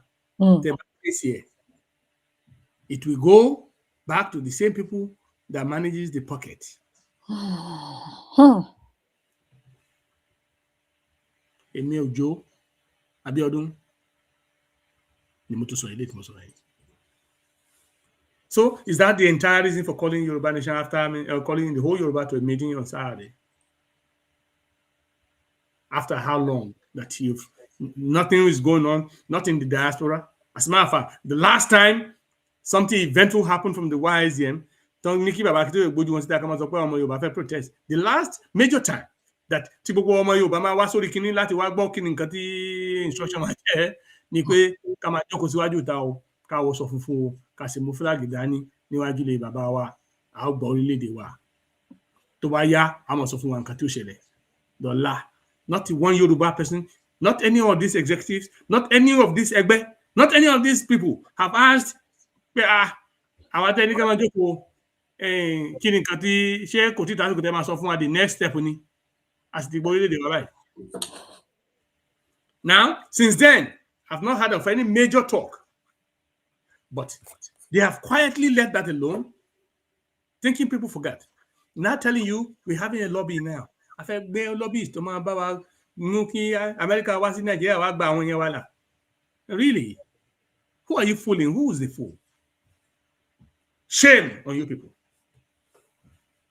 That's the best you come up with. Again, to dig your filthy hands into the pockets of innocent people. We're the one that really, really love our people. You guys, I don't trust you one bit. I dislike any of you. Matter of fact, for this lies and deception you're telling our people. Is this where we're supposed to be? Oh yeah, okay, today in Namdekanu, cause chaos in Nigeria, can't change. So you go funny. We see what happened in Madagascar. Look at what's happening in Madagascar now. Government officials are held accountable. You cannot travel out of that country to go for any healthcare or anywhere in the world except in Madagascar. You know, you cannot have your children learning in abroad when you are, and then you hold the political office. And our children in Nigeria, they don't care about the people. This is why the puppets are able to screw us whichever way they want. They go to medical, to go for medical checkups.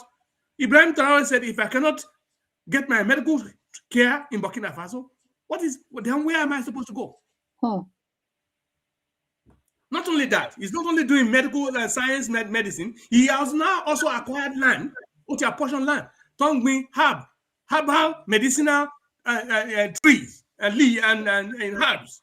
Yeah. That means it's combining the original African medical science with real science. With the Western science for the better healthcare of Burkina Faso. What are our leaders doing except to steal and then sell us to our enemies?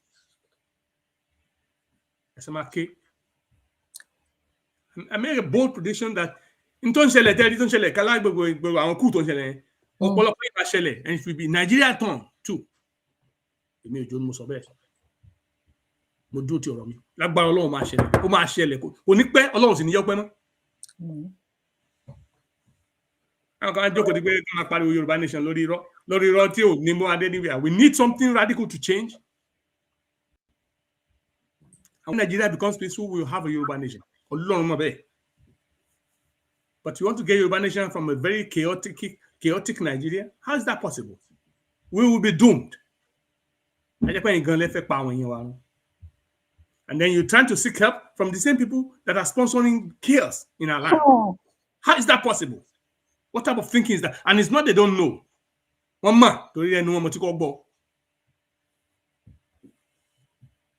So why are we lying to our people and deceiving our people at the same time? Ọlọ́run mo dúpẹ́ lọ́wọ́ ẹlẹ́kan sí tó fa ìgbà mi lórí ìkànnì. Irú ohun yìí ìbá ti dákẹ́ tipẹ́. And I'm glad that people are sharing this, one or two somehow. People will start to consider, people will start to think, people will be wondering, and then they'll be forced to ask questions. And then the lies will be unraveled. They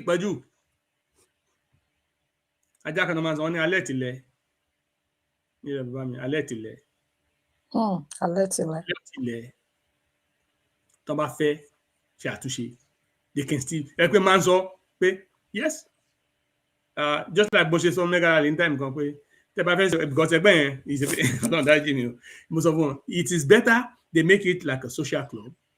Social club because category of people that are saying this is where they catch their social interactions with other people. This is like a social entertainment. And some people like to listen to lies. And then some people want to belong to say, well, our land, we are part of we're moving and shaking things. And some people are just there to steal from these people, to steal constantly. These are the type of people we have in most of every society. But it would have been best if they say they want to turn it into like a social club. So that you'll be calling people stupid to their face, and on the pretext that by urbanization, and then who does that? If you went to a social club, it's better. So we know it's today. You cannot get Yoruba nation, not with these people. Ẹ jẹ́ àgbàwé àwọn ilé ìkàtà ọ̀pá àárín tó máa gba Yoruba nation fún wa. Mo sọ ni o, mi ò yọ kúrò ní anywhere. Kì í ṣe àwọn bíbí kábíyèsí ni pé àwọn ikọ̀ ní ó gba Yoruba nation fún wa o. Ẹgbẹ́ máa ń tẹnu mọ́ o. Ẹ ti ṣíwájú mi lọ síbẹ̀, mo ti fẹ́ lọ sí yes. Àwọn yìí kọ́ ló máa gba Yoruba nation fún wa. Mo gbọ́ Ọlọ́run gbọ́ o, mo gba kábíyèsí onírun gbọ́ pẹ̀lú. Bàbá yẹn ò parọ́ láyé ẹ̀rí. Bàbá yẹn ò parọ́ fún láyé ẹ̀rí. Tí ò bá rí nǹkan kò ní sọ. You know, we can get Nigeria easily, and then from a stable Nigeria, Yoruba nation will be defined peacefully without issues. Ẹ wá ní ká máa sanko dídí, ẹ fún wa ní gbó dídí san every second. Ẹ máa gbowó lọ́wọ́ àwọn èèyàn. You know, àwọn kan sọ̀rọ̀ àwọn di jígólò. You know, anyway, I don't know. Àwọn ìyá oníyà náà dẹ̀ mú náà dé orí wọn mọ́kòrò. You know what I mean? But Ọlọ́run Elédùmarè á tú wọn lẹ̀. Àmín. Who are doing this intentionally, but mo gbàgbọ́ pé àwọn míì wọ́n náà jẹ́ pé wọ́n bóyá wọ́n ṣaàgùn sí wọn ni.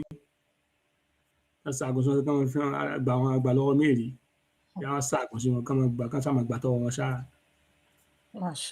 Àwọn àdé bíi pé torí ìran Yorùbá náà ṣe ń ṣe. Ọlọ́run ẹ̀san asán o. Ó di dandan sọ. Ẹ ṣeun. The reason Lenny is because of that stupid meeting that was called yesterday. Our people will not think about it.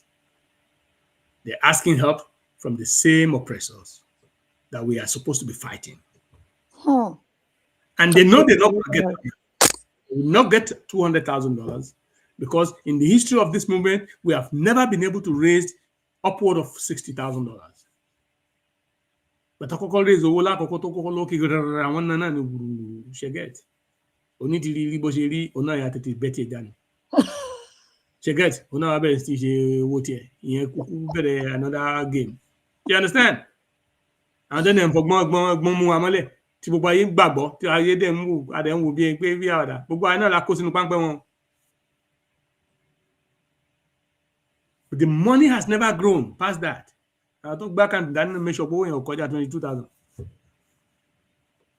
Ní àǹkan lówó náà gbọdọ̀ fọwọ́ kàn ní o àwọn owó tó kù bá ṣe ń gbà náà dẹ̀ ń ná àwọn náà ti rí pé bá ṣe ń gbọ́ owó yẹn náà ń ná owó yẹn ò gúrò rí àti gbé rálì mi ìkàlẹ̀ owó tó lọ over $30,000 àti lọ ráú á ní wọn máa tán gbówó fún gbogbo bó ṣe gba owó lẹ́mu mọ̀ gbogbo bí wọ́n ṣe gba owó rẹ́kọ̀dì ẹ̀ wálé gbogbo àwọn tó gba owó la mọ̀ torúkọ tàkáǹtì tán torí owó kọ̀ọ̀kan lọ ìjà tán sanwó àwọn rìpọ́ọ̀tì ṣe dáwó pé báwọn ṣe náwó lélẹ̀ gbogbo ẹ̀ ló wà lọ́wọ́ wa gbogbo ẹ̀ lọ́mọ Yorùbá ní. Àwọn parọ́ òfò ìjọ tí ò gbé àwọn èèyàn lẹ́sẹ̀. You know, spend that money now what happened? Owó tà tó gbọdọ̀ fọwọ́ kàn tó gbé ná. But they exhaust everything. Huh? You understand what I'm saying? Now when the money is done now, they're looking for another source of money. These people will never ambition is like sea waves. The more they drink, the more they thirst. You've betrayed the conscience of the people, the trust of the people. You know, people are no longer willing to donate as they were no longer interested in this dead-end lies you've been telling them. They've been gone through cycles more than how often not. Now you're coming up with something to ginger their spirit up again. Affect by lobbyists to lobbyists present evidence. Give me the evidence. But within 5 minutes, the meeting party. I received a text message with everything that happened in that meeting. Yes, sir. Yeah. We look at this. This is what we are. This is where we are. This is how low our people are going. I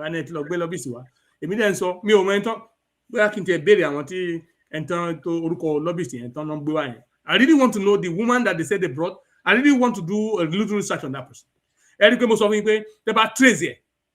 It will end up with the same clique of people that are always holding the pocket.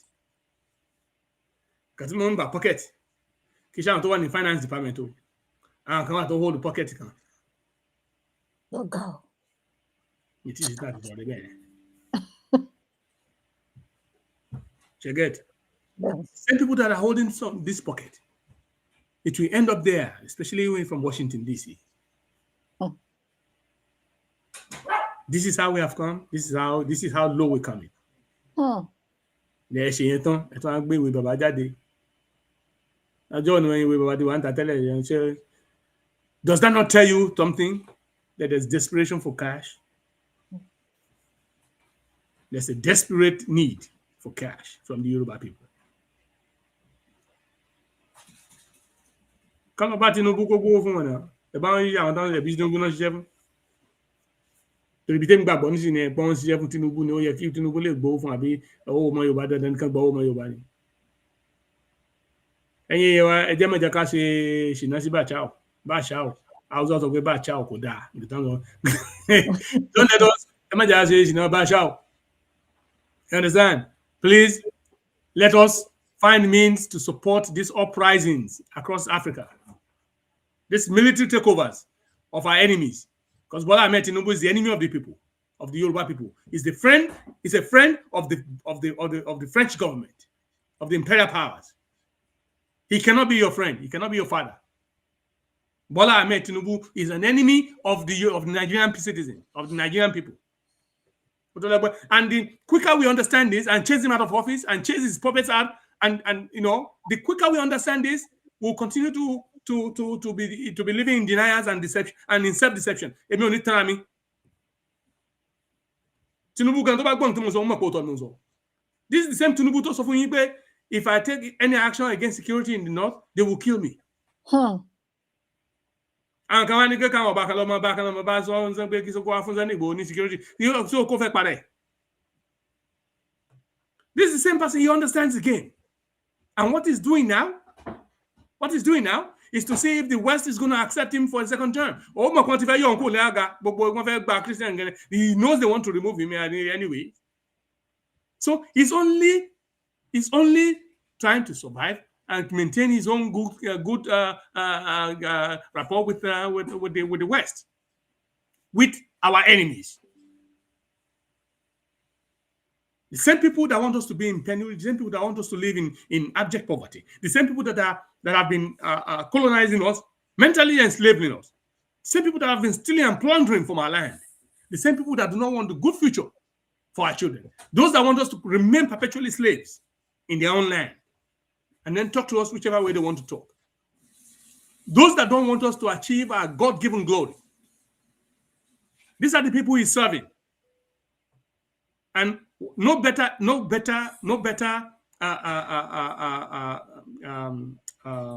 evidence. There's no better evidence than what he just did by sending Nigerian Air Force into Benin Republic's airspace.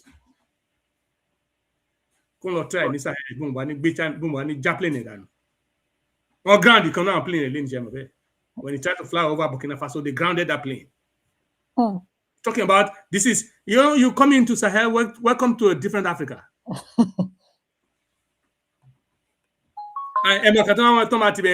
You know what France will try and do now? Now this NATO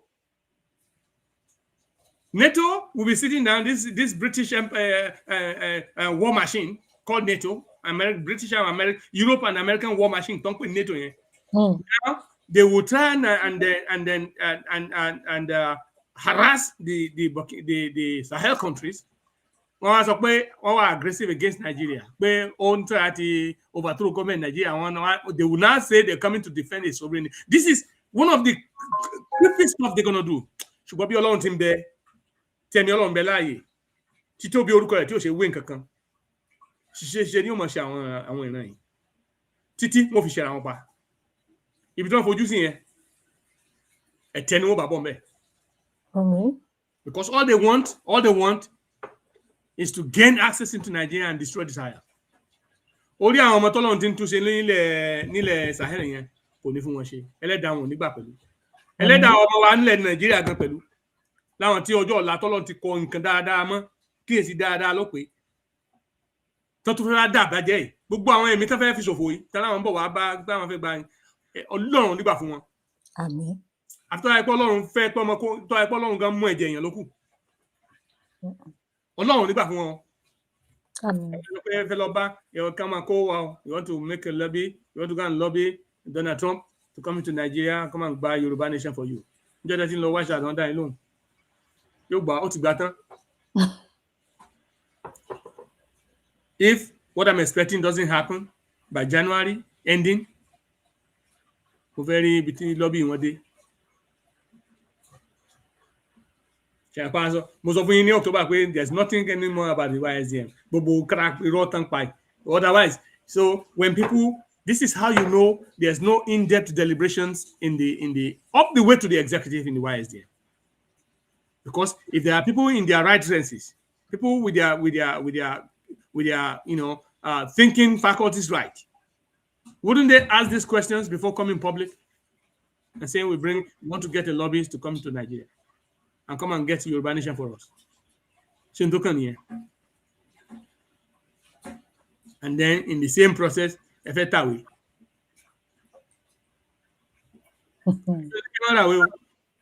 want to write away, it's okay, because it's good to read and learn new things. You are found on material.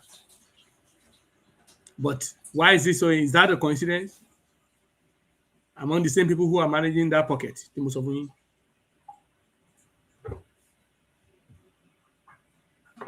now I know they're going to dispatch their emissaries now to every EGBE local EGBE kokan láti make sure that we need $1,000 for one person. We need a tabadi so EGBE àdọ́gbọ́n fi gbẹ̀tugbẹ̀tu sẹ́nu mọ́ báwọn yẹn sọ. Iná wa máa sá kíjokíjo káàkiri.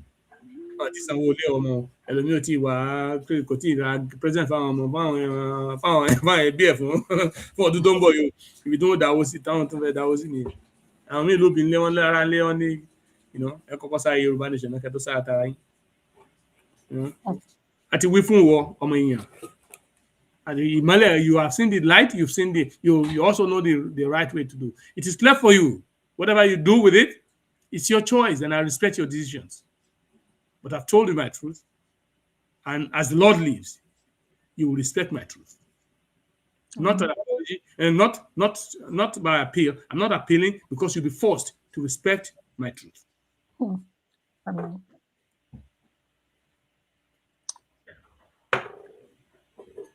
Wow. Ẹ bá mi gbégbòsà fún Dr.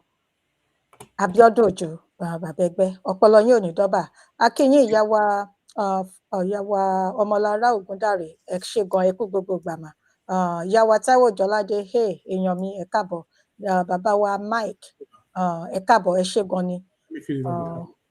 Mo rí kọ́mẹ̀ǹtì tí ìyá wa kan béèrè níbí báyìí tí mo pin tẹ́lẹ̀tẹ́lẹ̀. Why is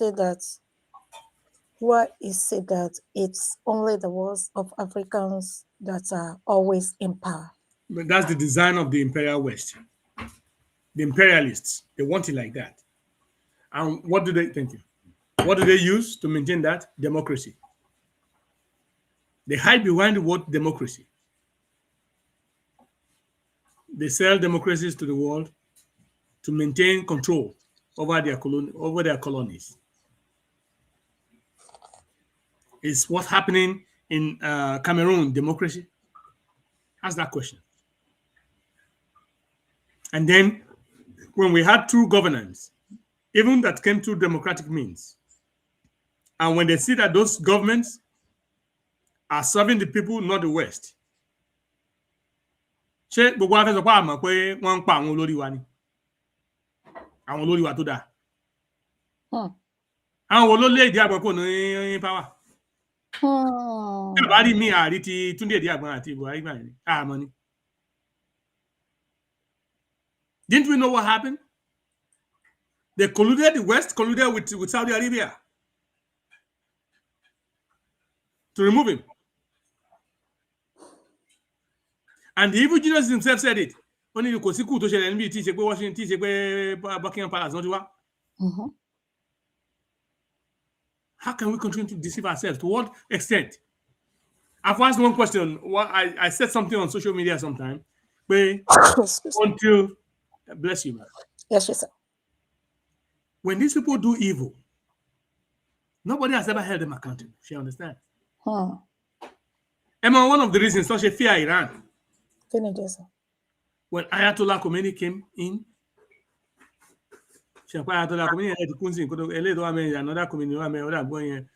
when Ayatollah came in through a revolution in Iran.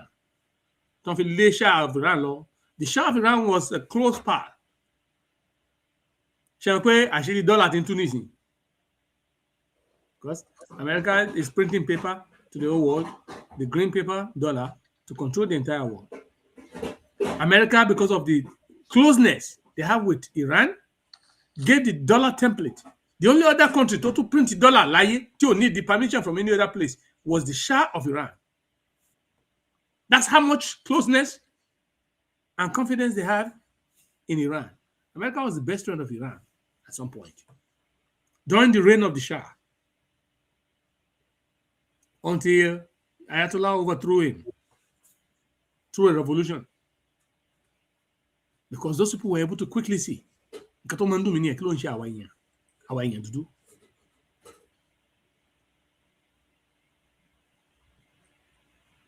So Ayatollah Khomeini overthrew and was not buying their crap.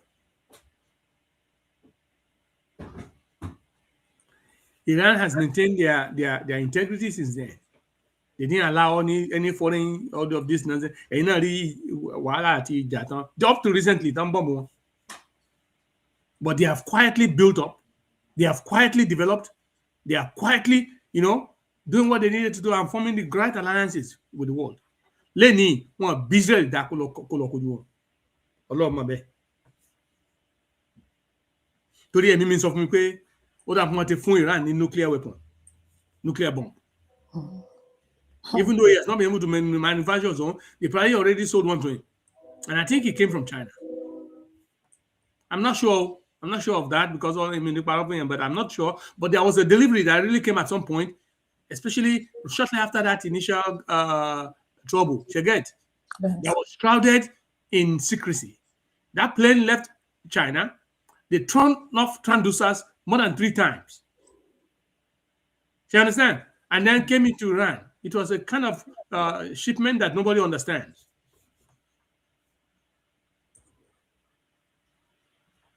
Even America have gone this sort of.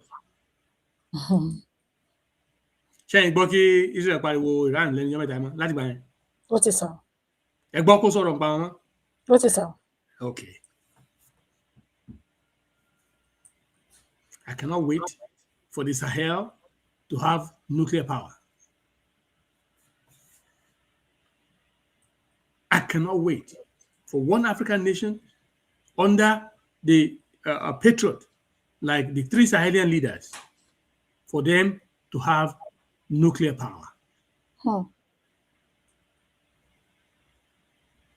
And then Africa will truly be great. Because if Africa should have a country if there should be a country in Africa that has a nuclear power like India. Ṣé pé gbogbo gana America náà wọ́n ẹ bá ń sọ pé àwọn fẹ́ lọ kojú Iran India o. Even though wọ́n kọ àkóńtọ́ ọdún ṣe pé wọ́n ń bá wọn sọ̀rọ̀ nothing there. Because of wọ́n ṣe sanction náà ló mọ̀. Ẹ̀mọ̀ náà nù, that's it. But àwọn country tó lágbára náà máa ń halẹ̀ mọ́, náà máa halẹ̀, wọ́n máa ha bí Ọlọ́run. Wọ́n máa ṣe bí Ọlọ́run ó sì rẹ̀ wọ́n lẹ̀. So they never wanted any dedicated leader, the one that will serve the people, to be in government. And they always take out our leaders violently. They killed Patrice Lumumba. Egun ẹ̀kan kò sẹ́ni tó rí. Eyín ẹ̀kan ṣoṣo tó kù. Wọ́n tún dissolve body ẹnu acid. Ẹ jẹ́ kí n béèrè wá léèrè nǹkan kan. I'm not against this. I love everybody, with the love of God. But the stories have to be told. The truth must be told every way we go. And we must not forget our past. We must not forget history. Why is it that Europe loves violence against other people? It came from Europe and colonized people. When they have a leader that you don't like, they kill them. What type of a mindset? Ìlú ìlàtìrí àwọn blacks náà kó lẹ́rú ńgbà kan wá sí ìlú yìí. Tán sọ pé the real story of Christmas. Iná tán ṣe yẹn tán ní pé ṣe náà kó àwọn èèyàn dúdú jọ ọmọkùnrin. Tán dá wọn sunná táwọn lálẹ́ gbogbo wọn ń jó tán mutí tán ṣe. Ṣé ẹ gbọ́ story yẹn rí? No, very so. Okay. That's why some people don't like to celebrate Christmas. Pẹ̀lú gbogbo Nathan Amanta yẹn. Only because the real story is that wọ́n ní ṣe náà kó àwọn èèyàn dúdú nílùú yìí. Tán so wọ́n jọ. Tán sọ pé wọn papọ̀ tán da kíní sí wọn tán sun wọn ná lálẹ́ àwọn àjọ tí wọ́n rẹ́rìn kàkàkàkà àwọn bá ṣe ń jó tí náà tán ṣe bùlàwò. Wow. The history of slavery is a very sad one. It's truly very annoying. Very. Now, they want to kill Patrice Lumumba because he is not dancing to their tune. He wants a free Africa for him. He wants his country to be truly sovereign. Then, but they're powerful. We are going to the mindset of people new. It's more quick. They have to social acid.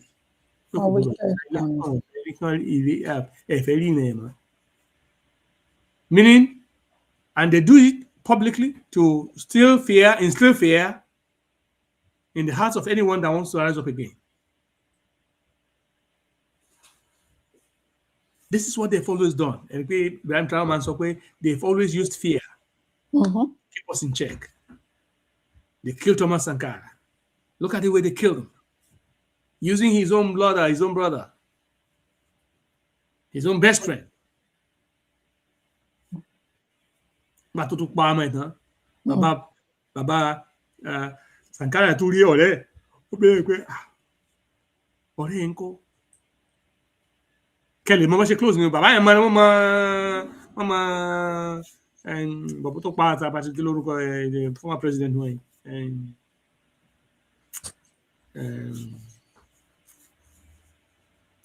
Kí lórúkọ idiot tó ti kú yìí. Òun náà gbógun jẹ́ òun náà bí tó parẹ́ sí parẹ́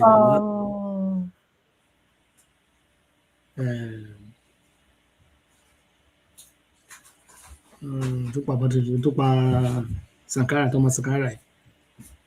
And they told Thomas Sankara pé tí pé kú nǹkan kan pé ọ̀rẹ́ wọn gbọ́ pé wọ́n fẹ́ kú ó ní if it's him only then I will not survive. Because ó wò pé kò sí nǹkan tó lè ṣe fún ọ̀rẹ́ òun ni ó dàbí brother àti máa fà ṣe mọ̀ ní láti kékeré lọ lé ara wọn lọ sùn tí bàbá wọn tó pé bàbá wọn yẹ mọ̀ pé if it is him then àjẹpọ̀ òun ò lè escape ẹ̀. Ó fi tọkàntọkàn tí gbogbo àti bọ́ra pé ọ̀rẹ́ mi lélẹ̀ tó bá dẹ̀ dà mí àjẹpẹ́ ó kù lọ́wọ́ ẹ̀. Ibo ló bá dé ibo ló náà bá dé after 30 years. Blaise Compaoré. Blaise Compaoré ọ̀dàlẹ̀ ọ̀dẹ ó ti lórúkọ láyé àwọn ọmọ ẹ̀ náà orúkọ ojú táwọn gbogbo èèyàn fún àwọn ìran ènìyàn àwọn ọmọ ẹ̀. Ibrahim Traoré is stopping that in Burkina Faso now because every traitor they bring them out and shooting them in public. 7 shots in their mouth. The people that are working for these imperial powers. And then he's training the young youths to understand their history. There's no way to any Burkina Faso or kékeré nísìn tó máa gbọ́ ọ̀rọ̀ sí foreigner lẹ́nu. Ilé bàbá ẹ̀ ló máa kọ́ mójútó náà pé ẹ̀yin wo ni ẹ̀yin ọ̀tá because they've seen the sides of the two sides. So what am I saying? They want these idiots to be our leaders, and they use every means in their, especially violent means, to remove our good leaders and to instill fear in those that want to follow in their line. Otherwise, pààyàn tó wá gbé sínú acid dissolve gbogbo body ẹ̀ ó wá kó eyín góòlù kankan ṣo tó ní tó wá mú eyín ẹ̀ mú lọ sí ìlú yín. Wọ́n náà ṣẹ̀dá eyín ẹ̀ padà not too long ago. Kan lè fẹ́rí ẹ̀. Irú ìran wo nìyẹn? Wọ́n á sọ pé àwọn issue apology later.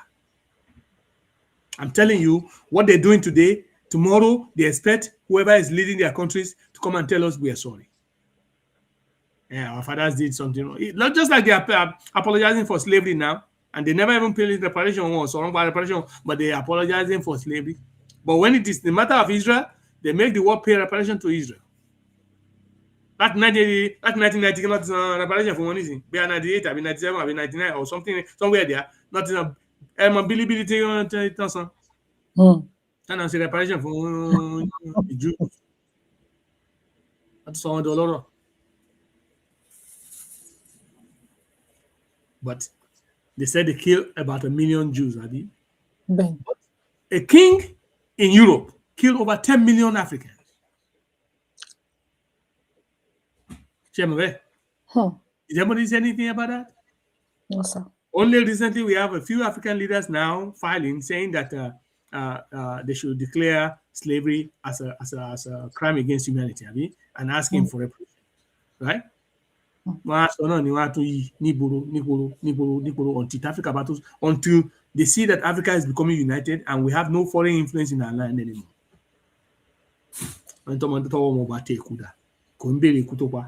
Àwọn tí ò ní jẹ́ káwọ́ wá tẹ̀ kúdà bí àwọn Tinubu yìí Ọlọ́run lè máa ṣe ìdájọ́ ọwọ́ ẹ̀ fún. Gbangba ni mo ti ń sọ mi ẹ̀yọ́ sọ. And I say his days are numbered as the president of Nigeria. Ọlọ́run mọ̀ sí. Especially with the action he took today and yesterday, sending Nigerian military into a foreign land when our country is not stable, again, to support our enemies, the enemies of our own children, the enemies of our peace, the enemies of our progress. He crossed the line, and good Lord, Ọlọ́run á ṣe ìdájọ́.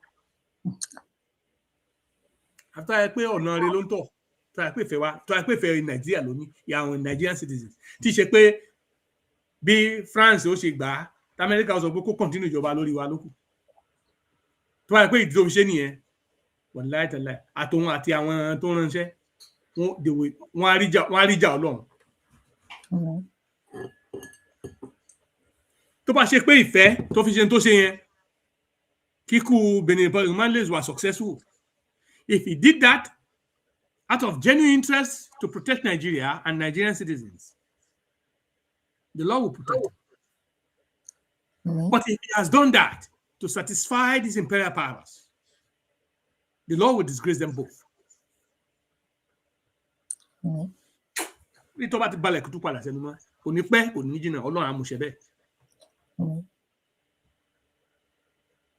We need a revolution in Nigeria. We need a complete, total, not just a revolution that the type of Sowore is talking about. I need a military to take over, a complete, total, radical change.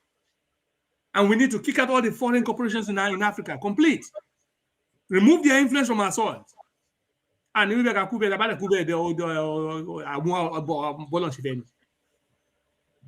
people cannot be fearful and be afraid of what's going to happen. Only ẹ̀mí tó bá pa ẹ̀mí ẹ̀mọ́ ni yóò sọnù. Ẹni tó bá sọ ẹ̀mí ẹ̀mọ́ ni yóò rí. Tọ́lọ̀ ò bá fẹ́ kí ó pààyàn kan, ikú ò lè pààyàn. Ó tọ́lẹ̀ gbẹ́lẹ́ nínú yẹn. Tọ́lọ̀ ò bá ṣe tẹ́ pé kéèyàn kan kú, ikú ò lè pa. Òjíṣẹ́ Ọlọ́run náà ni kú. Ó gbọ́ràn ju èèyàn lọ. They don't miss ikú òun pété kò ń kọjá ààyè ẹ̀ náà. Some people will be the fear of these people, and they've governed the world like that because of fear. And now people are rising up. And my words now is not even to all these niggas. I'm talking to the youth now in Africa, in Nigeria.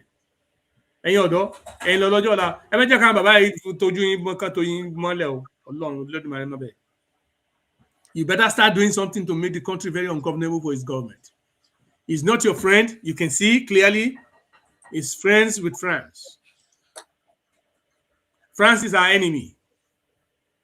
If people don't say the right words, if you start to mince words, diplomacy is so they will not let the children understand exactly what we're talking about. Our children must know exactly what we're saying. We should not be talking in parables when we need to speak clearly so that they can understand. France is the enemy of Africans. The West is the enemy of all Africans. Our children must understand that. So if our leaders are friends with them, they are enemies. And you should not allow them to be. You have the power too. You have the power to chase them out of office. Wow. Ẹ kú iṣẹ́ ọpọlọ sà, iṣẹ́ lẹ ṣe o. Ẹ bá mi gbégbò sà fún Dr. Moses Abiodun Ojo, mo fi tọ̀wọ̀tọ̀wọ̀ dá orúkọ yín sà. Kí ọgbọ́n ìmọ̀ àti òye tí Ọlọ́run fún yín kó túbọ̀ máa lé sí ni. Ẹ kú òun sà. Mò ń bọ̀ wá o. Ẹni tó bá fẹ́ pè wọlé láti dá sí ètò, àyè wà. Ṣùgbọ́n nígbà tí ẹ jọ̀ọ́ kí n tó gbàgbé, ẹ jọ̀ọ́ ẹ má gbàgbé láti bá wa pe bàbá wa yan General Brigadier àbí Brigadier General tí wọ́n pè yín yàn sà. Wọ́n mì sí yín. Ẹ kú gbogbo nǹkan tẹ́ sọ sílẹ̀, mo lè rí pé bó ṣe ń ka yín lára, bó ṣe ń dùn yín tó, mo feel yín gan ni bẹ́ẹ̀ ṣe ń feel gan òtítọ́ ọ̀rọ̀. Olóòótọ́ ló, òun dẹ̀ ni òṣìkà ló, Ọlọ́run mọ̀ ń gbọ́. Tó ó kù sí oníkálùkù lọ́wọ́, ó kù sí oníkálùkù lọ́wọ́. Kí Ọlọ́run kó jọ̀wọ́ kó kọ́ gbogbo wa mọ̀ ṣe. Ní ti ọjọ́ sátidé yẹn, ṣé mọ̀ pé ó yẹ ká dìjọ ṣe ètò ní ọjọ́ sátidé yẹn torí mo sọ fún àwọn aráalé, ṣùgbọ́n torí nǹkan tó fà òun ni ẹ ti sọ síta yẹn, inú mi dẹ̀ dùn. Ìpàdé tí so òun làwọn yìí ló ṣẹlẹ̀. Èmi kàn máa fi àsìkò yìí rọ bàbá àgbàlagbà, bàbá Akíntóyè ni pé ṣé mọ̀ bóyá kan ṣe press conference, Ọlọ́run mọ̀ ń gbọ́, pé kò sí nǹkan tó ń jẹ́. Ẹ káàbọ̀ sí orí ètò sà. Ẹ káàbọ̀ dádì sí orí ètò sà. Ẹ̀lẹ́ kú ètò. Ẹ ṣé gan ni sà. Ẹ kú àtàárọ̀. Yes sà, ẹ ṣé gan ni sà. Dr. Abiodun Ojo ẹ̀ lẹ́sà o. Ẹ ṣé sà, ẹ ṣeun. Ẹ kú ètò náà. Ètò tẹ́ ń ṣe lọ́wọ́ yẹn tẹ̀yìn àti Ọlájí ń ṣe kankan ní kí n dá sí kí n sọ one or two things. Ẹ ṣé. Nígbà rárá because ìtorí àkókò tó lọ. Ẹ ti ń bá ètò yẹn lọ bí over 30 minutes kó tó di pé mo dá. One of the other one is on. Bí tí mo ti bẹ̀rẹ̀ sí ń gbọ́ àwọn Is that fire? Mo ṣáà rí bẹ́ẹ̀ dárúkọ èèyàn kan ẹ ń sọ̀rọ̀ nípa ọ̀rọ̀ lobbyist pé obìnrin kan kìíní kan nípa bí a kan bá Donald Trump nípa ọ̀rọ̀ bí a Yorùbá nation. Ìbẹ̀yẹn àlàyé bẹ̀yẹn òye mi náà mi mọ̀ ìgbà tẹ́bẹ̀ fi ń sọ bẹ́ẹ̀ ṣe ń sọ yẹn mi kò ní ọ̀dà tàǹdì náà nígbà tọ̀rọ̀ lobbyist yẹn ń sọ yẹn. Ṣé ẹ gbọ́ ìbéèrè wọn dáàdì? Mo fẹ́ sọ fún yín náà ni pé mi ò gbọ́ nǹkan tó sọ dáadáa. Nípa lobbyist tí mẹ́nu lọ, so wọ́n àwọn bá wa lẹ́nu ẹ̀ ní, so wọ́n fẹ́ kẹ́ tún ṣe àlàyé ẹ̀ lẹ́ẹ̀kan sí sà. Okay. Nǹkan tó ṣẹlẹ̀ ni pé wọ́n pe ìpàdé ọmọ Yorùbá, àtẹni tó wà nínú ẹgbẹ́ àtẹni tí ó sì gbogbo ọmọ tó jẹ́ ìwọ tó bá ti jẹ́ Yorùbá. Àwọn tó send link yẹn sí mi, mo bá àwọn bíi méjì sọ̀rọ̀ nígbà tí àti máa bá wọn pe conference call mi kan tó mọ́ ní. Mo ní èmi ò ní lọ. Àwọn ní wọ́n ní tí àwọn kan advise mi pé mo lè wọlé kí n má lo orúkọ mi. Mo ní Ọlọ́run ní jẹ́ kí n ní nǹkan tí ò dáa. Èmi ní wọ́ọ̀bì kan kí n má sọ orúkọ tí bàbá kí n má jẹ́ orúkọ mi torí kí ni nǹkan. Mo ní mi ò ní lọ ni. Tí n bá dẹ̀ máa lọ orúkọ mi gòǹgò báyìí máa gbé orúkọ mi síta, wọ́n á rí i pé Abiodun Ojo, Moses Abiodun Ojo ló wọnú meeting bọ́dìbọ̀dì mi ò kí mo fẹ́ ló máa ṣe torí mo mọ̀ pé ẹ̀tàn ọjọ́ kejì ọjà. Mo ní mo mọ̀ pé ẹ̀tàn ló máa jẹ́, kò sí nǹkan míì tàbí kan fẹ́ sọ̀rọ̀ lórí ọ̀rọ̀ Abiodun pé because ṣe hàn pé Ọ̀túnba Barrister Capo Sam Oyabayo Dr. Kofo lẹ́jọ́ mẹ́ta ìyá lọ́jọ́ host wa Alejima host another talk because it's not finished, it's going to be serious. Mo ní ìdá kó ṣe yẹn no respond sí ọ kó jẹ́ pé wọ́n tún fẹ́ parọ́ mi fún ọmọ Yorùbá kí mo fẹ́ wá lọ bẹ́ẹ̀, kò sí nǹkan tí mo fẹ́ wá lọ bẹ́ẹ̀. But tó má pè mí to public debate, public irú àbí world media àbí pé kán máa béèrè question lọ́wọ́ pé wọ́n ní pé wọ́n fẹ́ fi òtítọ́ hàn ọmọ Yorùbá.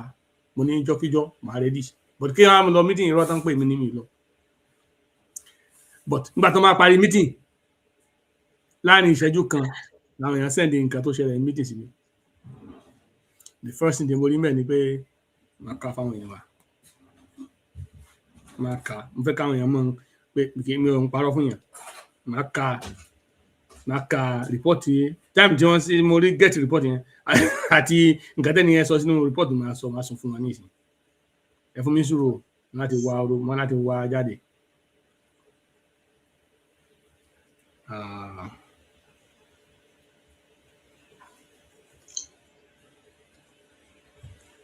Mi fẹ́ kí n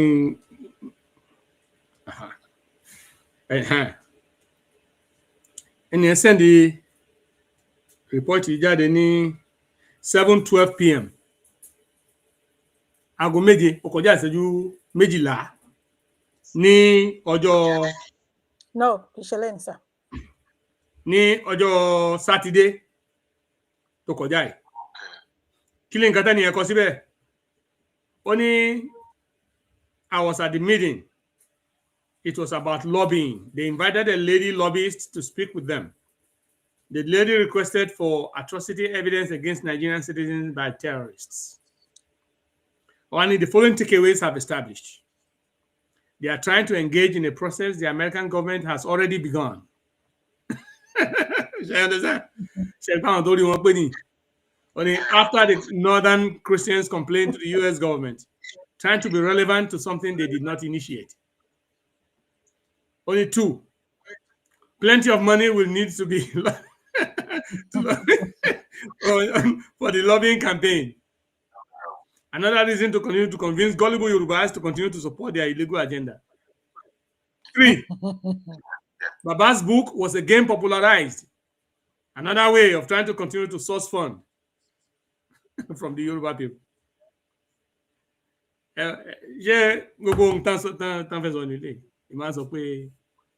Let us look at it from this angle. Ẹni ẹ fẹ́ pe lobbyist, ṣé àwọn èèyàn wá béèrè lọ́wọ́ ara wọn? Yorùbá nation tí wọ́n rí $30,000 kójọ, tí $20-something thousand wọ̀ wọ́n lójú, owó náà gbọ́dọ̀ fọwọ́ kàtà tó lọ nàkúnà tí ò sí túdì àwọn kan tó náà ń ná àmọ́ wọn lórúkọ. You understand? These people àtàwọn tó gbowó náà béèrè owó tán fún lówó tán dẹ̀gbà. Kẹlẹ̀ wọn kẹ́ mọ nǹkan tí mo sọ. Àwọn tó bá ń gbọ́ story tó ń gbọ́ nǹkan tí mo sọ yìí, wọ́n á kẹ́ mo mọ àwọn nǹkan tí mo sọ pé òótọ́ ni àwọn nǹkan tí mo sọ yìí. Àwọn kan wà tán wọ̀nù pé kán má gbọ́ owó yẹn o. Tán béèrè owó ṣùgbọ́n tán sẹ́ni mo mọ ẹlòmíì wà tó dáwó padà tó fọ ọ̀nà mi ìgbé owó yẹn fún. Owó ọmọ Yorùbá náà níwò. Náà wọ́n ti wá náwó yẹn tán. Wọ́n náwó owó tó wà nǹkan náà wọ́n ti ná bẹ́ẹ̀. You understand? Now they now look at if you man we criminal ni wọ́n. They know exactly what they're doing. Now they see what's happening in the political terrain in Africa, and they hear the Trump threats. I need the water ma fi pe lobbyist to ma lobby wa pẹ̀lú Trump kí Nigeria lè fún wa ní Yorùbá nation. Ṣé ó make sense? Èmi á ní ká tẹ̀ ní pé ọ̀rọ̀ tó ń sọ ká ní pé òótọ́ ni. Mo ní ṣé gbogbo ọmọ mo ní because lẹ́nu bàbá Akíntóyè mi ti kọ́kọ́ gbọ́ kí tó wá gbọ́ láwọn bòmí pé from the Department of State people are Akíntóyè sọ nìyẹn pé ẹnìkan ní Department of State ló sọ fáwọn years before ìwé nu pé àwọn ẹgbẹ́ American CIA ló create Boko Haram. Yeah. So when the leadership, when YSDM today, mo dẹ̀ sọ pé èmi gbàgbọ́ pé bàbá Akíntóyè sì ní leader YSDM, and then you have 2 deputy national leaders, Káyọ̀dé Èmọ́lá àti architect George Akínọlá. But I'm going to dárúkọ bàbá George Akínọlá because he's been very quiet. He's trying to stay away. No, he's part of this YSDM. I think the more we put him in there, maybe he should be clarifying himself, because people cannot have the truth and be quiet about it just to hope that they were going to meddle their way back into popular and come out because I never. But no, you need to speak up if it's not right. If you're not in cahoots with you need to speak out. So we have Baba Akíntóyè, we have Káyọ̀dé Èmọ́lá, you have architect George Akínọlá as the leadership, at the 3 arrows of that head, that leadership, and then you have the executive council, the secretaries in that body, before you go to the regional YSDMs. You cannot tell me that the YSDM is trying to lobby without these 3 people being aware. Abi? So is that if Babakito has told us in the past, yes, the Department of State, when CIA locate Boko Haram. Now you want Yoruba people to now still bring money to go and give a lobbyist to lobby the same country that has sponsored terror against our people. How do you fit that together? That's my question. People should please share this. Should get to Babakito in Bankparo. Money is a gimmick. They have spent the money, they're now looking for money. Otherwise, you bring something of that magnitude to the Yoruba people, at the same time you want to sell books. That tells me one thing. The funding has dried up. There is a need for cash to continue to live a particular lifestyle for some people. The same Yoruba people that have been milking for forever, and the fundings are drying up, or they're no longer getting the money. They've exhausted it in Nakba, in Nomonunakuna. Only Wombiliki, Iwaika. That they have done now, and then they want to be throwing other people, the people that work hard to really maintain this, to really maintain transparency. They're trying to tarnish their image. Timba gbota sọ̀rọ̀, especially Yoruba Tabari Kwapo yẹn, àwọn ọ̀rọ̀ tó fẹ́ gbọ́ táwọn gbọ́ pẹ̀lú record tí wọ́n tó fẹ́ fẹ́ gbọ́, bóyá ìjọba gbọ́ bá wa dá sí gbà yẹn. These people, they don't know nothing yet. Ọlọ́run lè máa fi orí ètò yìí, he knew what he did when he make me cross party with this woman. God knows exactly what he's doing when we cross paths, and he knows what he's doing unconsciously when we started, collaborating together. Even when I don't even matter, when it never mattered anything. I'm sure it's a nightmare for some people right now, but you cannot silence me.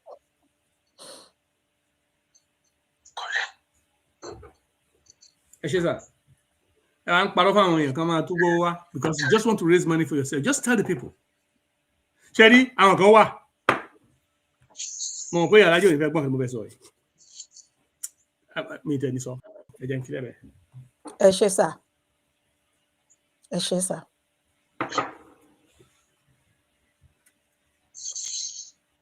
Sherry, nǹkan tí èmi kàn sọ nípa ti bẹ̀yẹn ni pé gbogbo ọ̀rọ̀ pípé lọ́bíìsì ọ̀rọ̀ kìíní tó ń sọ yìí gbogbo ẹ̀rọ pátápátá ní ìjọsìn. Bàbá, mo tún sọ pé lobbyist tẹ máa rí ní Washington kò lè less than $150,000 to $200,000. Ṣé Yorùbá Nation láti bí ọdún mẹ́rin ṣé wọ́n ti dá $50,000 ni? Owó tán tán. Àbáwọn òun náà parọ́ tán. Wọ́n rò pé people are stupid. Look, these people are calling you stupid to your face, and they're telling you to bring money. Pé dọ̀ndọ̀sù gbówó ẹ̀wọ́ ẹ̀wá àfẹ́lọ́gba lobby sẹ́mi pé ẹ̀ lérò. Ṣé ẹnì kọ̀ọ̀kan fẹ́ dá $2,000 ni? What are we talking about? Tẹ́ bá pé 15 nù ká ní YSDM. Tẹ́ bá ní ká dá $2,000. They're just contributing what? $100,000. It's not enough to get a lobbyist. Lobbyists work for nations. These countries are putting down millions. The lobbyists don't get paid cheap. It's not cheap pay in Washington, D.C. There's a reason why they call it the quarters of the world, the headquarters of the world.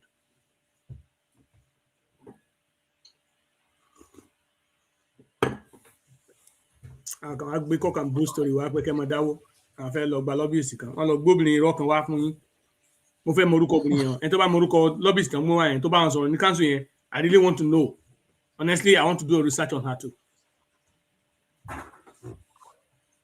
Obìnrin tó ń sọ yẹn ṣe funfun ní tàbí. Mi ò tiẹ̀ mọ̀, mi ò tiẹ̀ wá béèrè ṣá. Màá béèrè báyìí. Mo tiẹ̀ wá mọ̀, mi ò tiẹ̀ wá oyè, mi ò tiẹ̀ wá ẹ mọ̀ because mo ti wò pé ṣe ti rí ibi tán báyìí.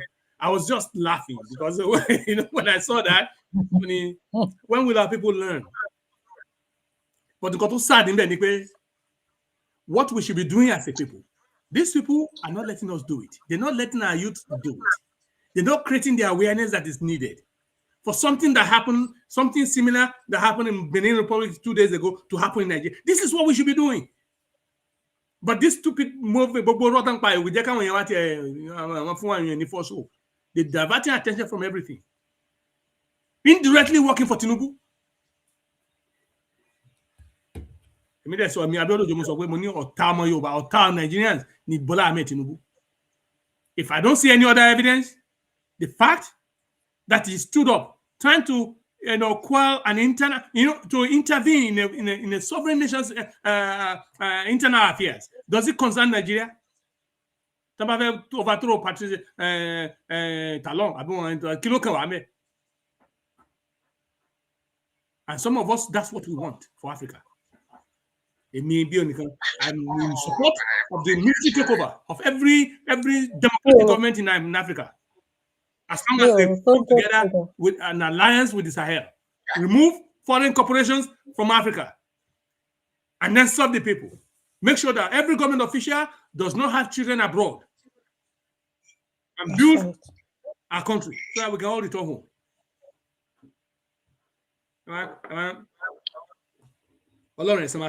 And I made a bold prediction bíi pé ìjọba Tinubu náà ní pẹ́ fọ́, kò ní pẹ́ wó, ológun ló máa gbà. Lágbára Ọlọ́run, bọ́lọ́run ti ń jẹ́ Ọlọ́run. Ìpégbé àwọn ìwé ìgbà ọ̀run máa gbà. Bí mo ṣe gbọ́, mi ò rò pé wà successful. Gbọ́. Nípa ti ọ̀rọ̀ Yorùbá nation yẹn, anyone tó bá believe because èmi as a person Yorùbá nation láti bí a couple of years èmi ti rí tí mo ti rí bó ṣe ń lọ mo ti rí pé gbogbo ẹ̀ pé lọ́dún wà bẹ́ẹ̀. Anyone tó bá believe lórí pé Yorùbá nation kan ìwà ẹ̀bá kan ìwà bí kan tó ń bá wọn fẹ́ gba Yorùbá nation ẹnìyẹn láti lọ examine brain yẹn o ẹnìyẹn láti examine brain yẹn. Irú àwọn ìyá kan tẹ́ẹ̀ sọ bẹ́ẹ̀ kan pé wọ́n máa ń dáwó pé wọ́n ń ṣiṣẹ́ kárakára. Ọlọ́run nìkan ló lè gbọ́dọ̀ àwọn wíkẹ̀ yẹn, Ọlọ́run nìkan ló lè ṣàánú wọn. Wọ́n lè máa yí àwọn kí sì mọ̀ bẹ́ẹ̀.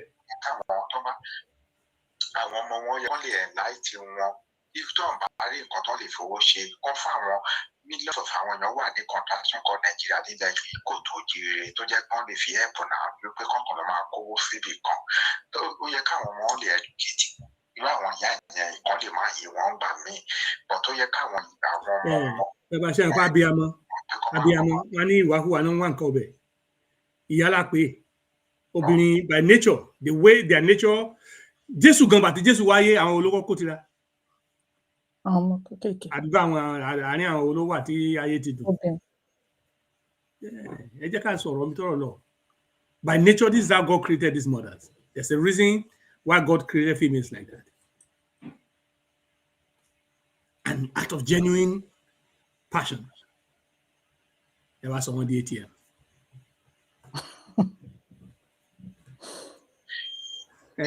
Alẹ́ tó lọ àbọ̀ ń bọ̀. Nǹkan tí mo kàn rí bẹ̀ ni pé gẹ́gẹ́ bọ́rọ̀ tí mo dẹ̀ máa ń sọ the time pé it's not only about women. It's not only about women.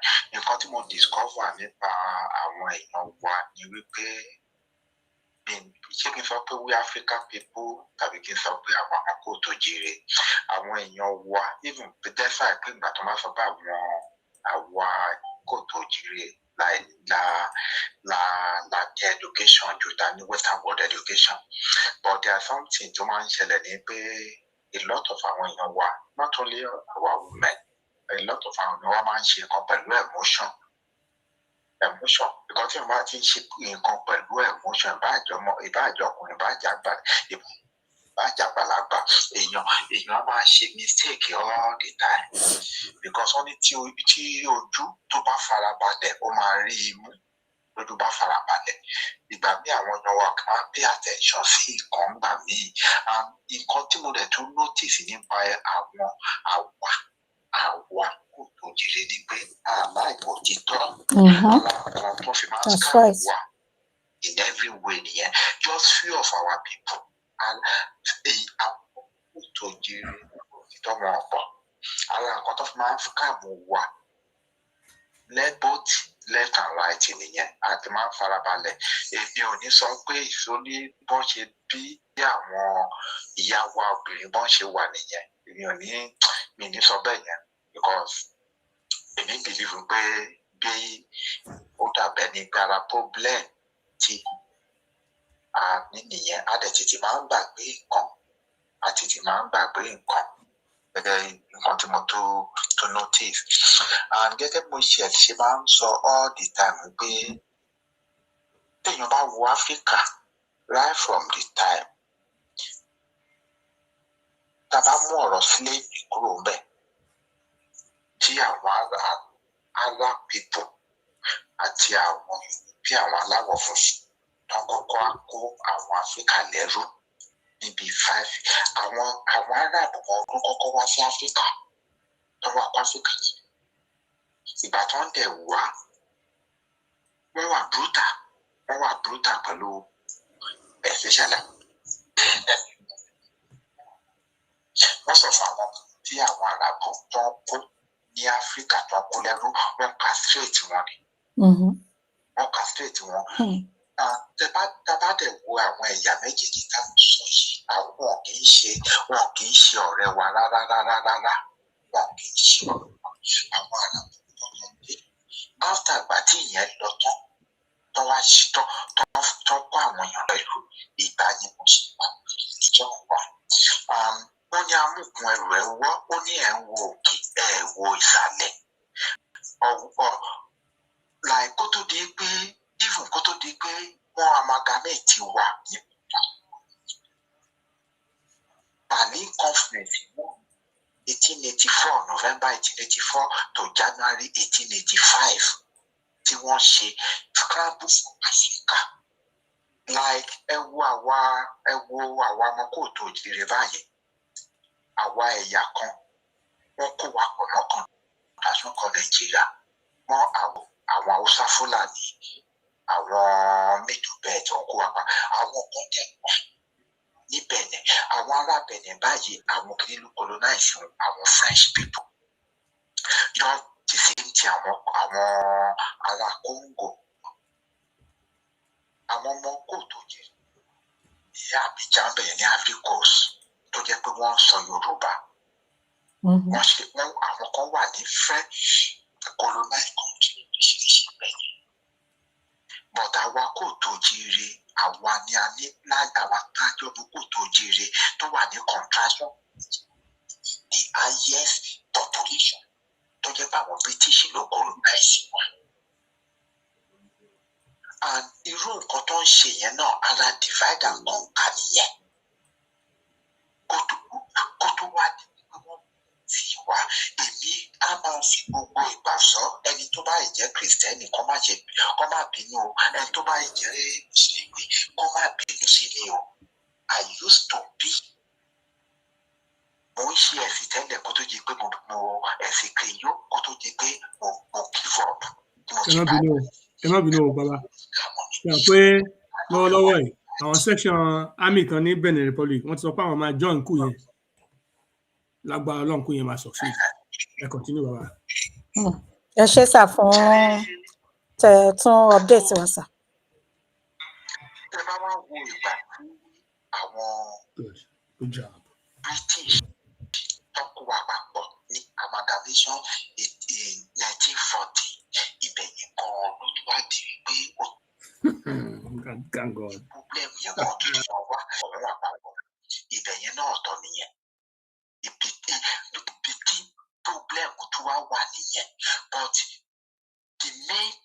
the root cause of the main problem kan ta ní òun ni ọ̀rọ̀ religion méjèèjì àjòjì méjèèjì àwọn agbénipa ìyẹn àwọn bandit wọ̀nyí àwọn terrorist àwọn agbésùnmọ̀mí yìí kí wọ́n ṣe gbogbo ẹ̀sùn because of ìgbé kọ́kọ́ àwọn èèyàn àwọn tó ń pààyàn kiri tó ń lọ sí everywhere tó dẹ̀ jẹ́ pé wọ́n fẹ́ gíráàbù wọ́n fẹ́ gba ilẹ̀ ní religion ọmọ yẹn náà support yẹn those are the other problem ta ní nìyẹn ṣẹ́rí mo rí bẹ́ẹ̀ ṣe ní passion fún pé kí military kó take over mo rí pé máa ń sọ ní ìgbà gbogbo ẹ wo Dr. Abiodun Ojo ṣẹ́rí understand nǹkan tẹ́ ẹ̀ sọ ṣẹ́rí ọ̀rọ̀ pé kí military take over ní Nàìjíríà ní contraction call Nàìjíríà now is a very very difficult thing it's not that kì í ṣe pé mo wà negative o I'm not a negative person o mi wà negative but reality ni mo ń sọ because tẹ́ bá wo irú àwọn ìlú tí àwọn military tí ń gbàjọba àwọn Niger Republic, Mali, Burkina Faso, ìròyìn ìtàn fẹ́ ṣe ní Benin Republic nígbà ìwọ́n tó máa ń population wọn gbogbo population Ondo state tí èmi ti wá. Èrò bó jù yẹn pé Benin Republic is not up to 6 million. Burkina Faso àti Lagos state pọ̀pọ̀pọ̀ wọ́n jọ ní the same population because Lagos state population is even close to 30 million. Burkina Faso is 20-something million. Those are the àwọn ara nǹkan náà téèyàn máa wò nìyẹn. Ara àwọn nǹkan tí wọ́n bá wo irú àwọn country wọn ní structure tiwọn náà ó tún yàtọ̀ sí contraction called Nigeria. Because structure contraction called Nigeria yẹn is a very complex thing. And kí lorúkọ ẹ̀ Ọbásanjọ́ the second come here tó fi wá ní nàìjíríà tó fi lọ jẹ́ kó fi difficult comparing to the 2 days nígbà yẹn lọ́hùn tó ṣebí kó tó máa ṣe ní contraction kan Nàìjíríà táwọn Kaduna ẹ̀sìn kò ṣe àwọn ìfẹ́ àjò tó ṣe ní January 15, 1966 ìfẹ́ second wọ́n máa kọ́kọ́ ṣe nìyẹn. Àwọn tó ṣe ìgbà yẹn dà àwọn ìfẹ́ àjò Nàìjíríà wọ́n wà ní late 20s wọ́n wà Kaduna ẹ̀sìn late 20s wọ́n wà ní ìgbà yẹn lọ́hùn. Ìgbà yẹn lọ́hùn náà wọ́n ní àwọn external kan wà behind wọn because regional government tá à ń run nígbà yẹn ó wà fantastic. Àwọn regional government yẹn wọ́n fọ́ọ̀ṣù dáadáa. Our western region ó wà superb. The same thing eastern region. Ó tẹ̀ jẹ́ pé àwọn northern region ń bà yẹn àwọn náà lẹ́tọ̀ àìgbé àwọn kúrò àwọn náà ṣe ti wọn náà. Ó tó di bọ́ create mid-west region wọ́n ṣe máa create tó fi pé mẹ́rin ó tó di wípé wọ́n lọ gba wọn ṣe kú. And according to history ní western region bá ṣe ń develop nígbà yìí wọ́n làwọn western world kan ti ń wò pé in the next couple of years a máa bá wọn nìkan bàbá owó lọ́wọ́ àtàwọn tó jọ náà ní action group ń gbà yẹn ní fantastic work wọ́n ti di kéèpé tí wọ́n dání. Kí ni bàbá kí ni wọ́n fi rán ọ̀nà ẹgbẹ́ yìí Christophe kó tó di wọ́n lọ kọ́ bá kọ́ bí ẹ̀ ti yàrá ní ṣẹ́ ìbàdí àwọn ti bẹ̀rẹ̀ ṣẹ́ gọ́ọ̀mẹ̀ntì nílẹ̀ ti yóò ṣe fún wọn. Ó tún yí bọ́ọ̀lù ṣe kú. Ìfẹ́ school tó máa ń ṣe January 15 wọ́n tún lọ ṣe káńtà ní July 29. Tó di pé kí ni Yakubu wà ní ìgbàdàn páàkì ó sì ní àwọn ẹni tí kò wà. Níta làwọn kù bẹ̀ sí kọ́mọ tó di pé ó di ti àwọn kìrìkìrì Buhari ìdí àgbọ̀n. Téèyàn bá wo Buhari ìdí àgbọ̀n gbà yẹn ẹni tó ní kíní military kan ní wọ́n gbà yẹn nígbà ìṣọ̀gbà yàtọ̀ dání the brain behind it òun ni kí lórúkọ ẹ̀ òun ni Túndé ìdí àgbọ̀n. Ẹjọ́ jẹ́ náà Buhari ìjọba kì í fi kọ́ ẹ̀ nígbà yẹn náà kó tó di pé bàbá ó lọ ṣe àdúgbò tó lọ gbàjọba náà. Gbogbo yẹn náà gbà yẹn náà gbogbo yẹn náà àwọn àbáṣọ àwọn àti òkè wọ̀nyí gbà yẹn náà. Because ìgbà àwọn ìdí àwọn gbà yẹn wọ́n rí kìsìkìsì wà àwọn wọ́n sì tight nígbà yẹn. That was from 1983. But now wọ́n ti lọ ṣe in a way tó jẹ́ pé wọ́n fẹ́ kí democracy tó dẹ̀ jẹ́ pé democracy yìí lọ́dún wà bẹ́ẹ̀ kó máa continue ní. And democracy tí wọ́n dẹ̀ ń ṣe yìí the worst of the worst òun ló wà níjọba. Òun ló rọ̀ ní àwọn they are just like a puppet for western world ni wọ́n. Mr. Bola Ahmed Tinubu gẹ́gẹ́ bẹ́ẹ̀ ṣe ṣe ń sọ lẹ́ẹ̀kan this man tó ní 1997 sọ pé I don't believe in all Nigeria. Yeah, July. Capture, yeah, you know, paper gbé náà capture ẹ wà lórí paper àwọn èèyàn kan ń gbé síta lórí wọ́n ń gbé wọ́n máa ń rà àwọn èèyàn tó ń gbé síta lórí social media náà gàdàgbà bẹ́lẹ̀ ní 1997 tó sọ pé I don't believe in all Nigeria. Owó káàdìá ọ̀dà fún yẹ káàdìá. The worst of the worst ló wà ara nǹkan táwọn west african dédé ṣẹ́ nìyẹn. Èmi mi understand yìí nípa pọ̀pọ̀ bí ṣe ìdúgbò kó take over yẹ mi understand nìdíyí but it's not kì í ṣe nǹkan tó easy. It's a very very difficult that is the reason èmi ò ní sọ the only solution tèmi believe tèmi bẹ̀rẹ̀ tí mo stand with tèmi kì í ṣe tí stand ní òun ni pé kóníkálukú lọ ń lọ tiẹ̀ but with this kind of Yorùbá nation tó wà ní tó jẹ́ pé kíníkìní tó jẹ́ pé irọ́ ni I'm not a supporter of all the kíní àfi tó wà ní àwọn fresh people àwọn like-minded people ó tán and again no ká tó lè wà unite they need to decolonize the mind of our people from religion bondage from the two foreign religion tó ń gbé wá fún wa ẹ̀sìn méjèèjì tó ń gbé wá fún wa kó wa lẹ́rù ni o láti colonize religion is a mind control that is láì jẹ́ pé wọ́n liberate àwọn èèyàn wa from religion bondage that one is also it's a big thing àwọn méjèèjì tó gbé wá àwọn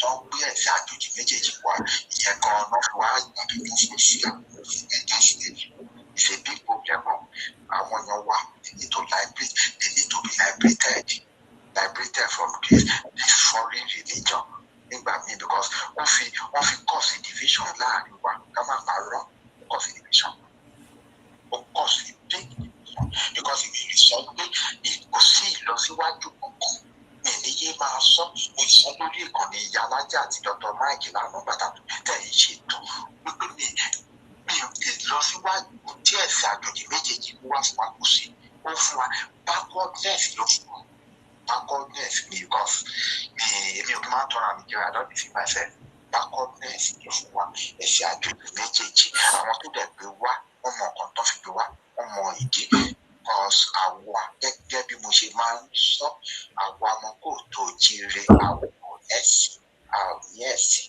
rárá spirituality ni a ní tó jẹ́ tiwa àlẹ́sìn ọlọ́run ní ìmọ̀bí àmọ́ way of life náà àwa ní ẹ̀sìn rárá eléyìí tó ń tó wá fún wa ẹ̀sìn àjòjì méjèèjì wọ́n wá fi kó wa ní ẹrú ọpọlọ ni wọ́n fi wá kó wa ní ẹrú ni ọ but àwọn èèyàn wa láti wà liberated from this religion bondage it's a big problem ara nǹkan méjì tí àwọn British fi lọ́ọ̀kì wà nìyẹn religion and tribalism ìyẹn kan ló ń kọ́ sí division ló ń kọ́ sí wàhálà tó ń kọ́ sí ìkọ́ tí a bá wọ àwọn ìlú tó ń ṣe dáadáa irú àwọn China àwọn Japan nǹkan tí àwọn àṣẹdá tí ẹ tó dáná wọn kò wọ́n ṣe òní wọn tẹ̀lé nǹkan tó wá láti sọ̀rọ̀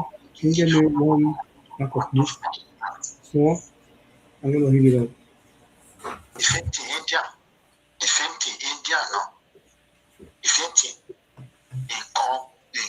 nǹkan tí wọ́n náà ń tẹ̀lé bọ́tà wá nǹkan foreign nǹkan tó jẹ́ ẹ̀kọ́ àjòjì ni à ń tẹ̀lé láti fi it's a big problem fún wa náà ìrara nǹkan tá a fi ní ìlọsíwájú nìyẹn ẹ wo kí lorúkọ ẹ kí ni dáàtì tìrẹ tí mo máa fi ń give kudos fún Ibrahim Traore bàtà àwọn Saudi sọ pé wọ́n fẹ́ kọ́ mosque ṣé 100 or 200 mosque náà sọ pé wọ́n fẹ́ kọ́ sí Burkina Faso ó tàn ní ẹ̀ dáhùn because ó mọ implication ẹ̀ ó mọ implication, ó mọ̀ pé kì í ṣe nǹkan tá ó mọ ìdí tó fi fẹ́ gbé wá pọ̀ tó tọ̀ ní ẹ̀dáhùn ẹni tó rí ẹ̀ pé ni Ibrahim Traore orí ẹ̀ pé gan and he is doing fantastic job, fantastic work ní ibi tó wà yẹn. Gbogbo nǹkan náà tó ń ṣe lèèyàn rí lórí social media bó tiẹ̀ jẹ́ pé èèyàn tí ì lọ sí Burkina Faso fún ara ẹ̀ but èèyàn rí lórí social media. Ó tàn ní ẹ̀dá ó ti mọ nǹkan tí ẹ̀sìn jẹ́ wípé ẹ̀sìn wà lára the biggest problem kan tó wà lágbàáyé lẹ́ni ẹ̀sìn náà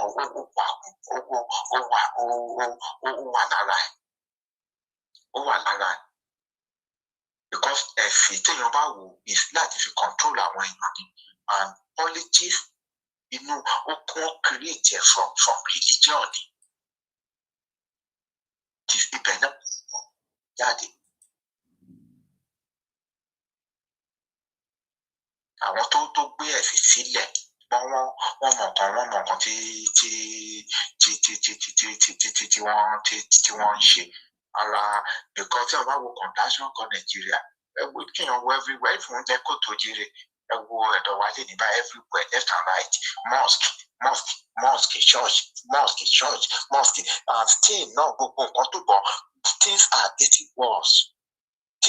getting worse. Àwọn èèyàn sọ pé wọ́n ṣe oríṣiríṣi program wọ́n gbàdúrà wọ́n ṣe tó bá jẹ́ gbàdúrà ló jẹ́ kí ìlú dá kò yẹ kó ọ̀dọ̀ wa dá abẹ́lé ìyàn àwọn ìlú tí ò gbàdúrà gan wọ́n ní ìlọsíwájú because wọ́n wà creativity wọ́n ṣe innovation wọ́n ṣe gbogbo ẹ̀ ni wọ́n ṣe but àwọn tètè wa wọ́n ní kó máa gbàdúrà tó lọ jẹ́ pé ló wà ní ìdí gbogbo ẹ̀ it's not ìṣọ̀kẹ́ṣe yẹn ló máa jẹ́ kí ìlú kò mú dàgbàsókè kankan wá. Òmùwá ẹlò kì í ṣe pé bóyá olúwa ń takò ẹ̀sìn but reality lè ní sọ ní ìtakò ẹ̀sìn kankan òun fi ń sọ ẹni tó bá ìfẹ́ máa ṣe continue pẹ̀lú ẹ̀sìn àjèjì méjèèjì èyí ni káwọn èèyàn máa ṣe but kò sí ìlọsíwájú tó wá fún wa ní orí ní ọ̀dọ̀ wa kò sí because kí wọ́n tó gbé ẹ̀sìn àjòjì méjèèjì wá àwọn bàbá ńlá wa wọ́n mọ Elédùmarè wọ́n dẹ̀ ní ìbẹ̀rù Elédùmarè kì í ṣe ẹ̀sìn yìí náà ló kọ́ wa ní àwọn nǹkan tó right àti nǹkan tó náà gbogbo ẹ̀ làwọn bàbá ńlá wa ti mọ̀ kó tó di pé wọ́n gbé ẹ̀sìn àjòjì méjèèjì wá àwa gan ti ń develop àti ń develop fúnra wa tó bá jẹ́ pé àwọn ẹni bí wọ́n yóò wá sórí wọn ò wá sọ̀dọ̀ wa wá gan àti lọ ní ìlànà tí wà tí ọba Adédìmọ ní táwa sí kì í ṣe bí táwa yìí la máa wà irun èdè wa èdè kóòtù jíire kan la máa fi ṣe gbogbo nǹkan wa tá a dẹ̀ máa ní ìlọsíwájú káwọn tó ìgbà táwọn wá wọn báwọn bàbá ńlá wa ní ìgbòho náà àwọn bàbá ńlá wa ti wọ aṣọ wọn ti ń ṣe oríṣiríṣi nǹkan àwọn tó ń ṣiṣẹ́ àgbẹ̀ àwọn tó ń hun aṣọ àwọn tó ń ṣe gospel gbogbo nǹkan ló ìlú oníkálukú ti ń ṣe ní ìdílé oníkálukú tó ti ń ṣe tó bá jẹ́ pé wọn gbogbo àwọn nǹkan tó jẹ́ ìṣẹ̀dálẹ̀ wa tó jẹ́ àwọn ìmọ̀lẹ̀ àwọn òòṣà wa wọ́n ti mọ̀ láti jẹ́ àwọn ìyá méjì ẹni bí wọn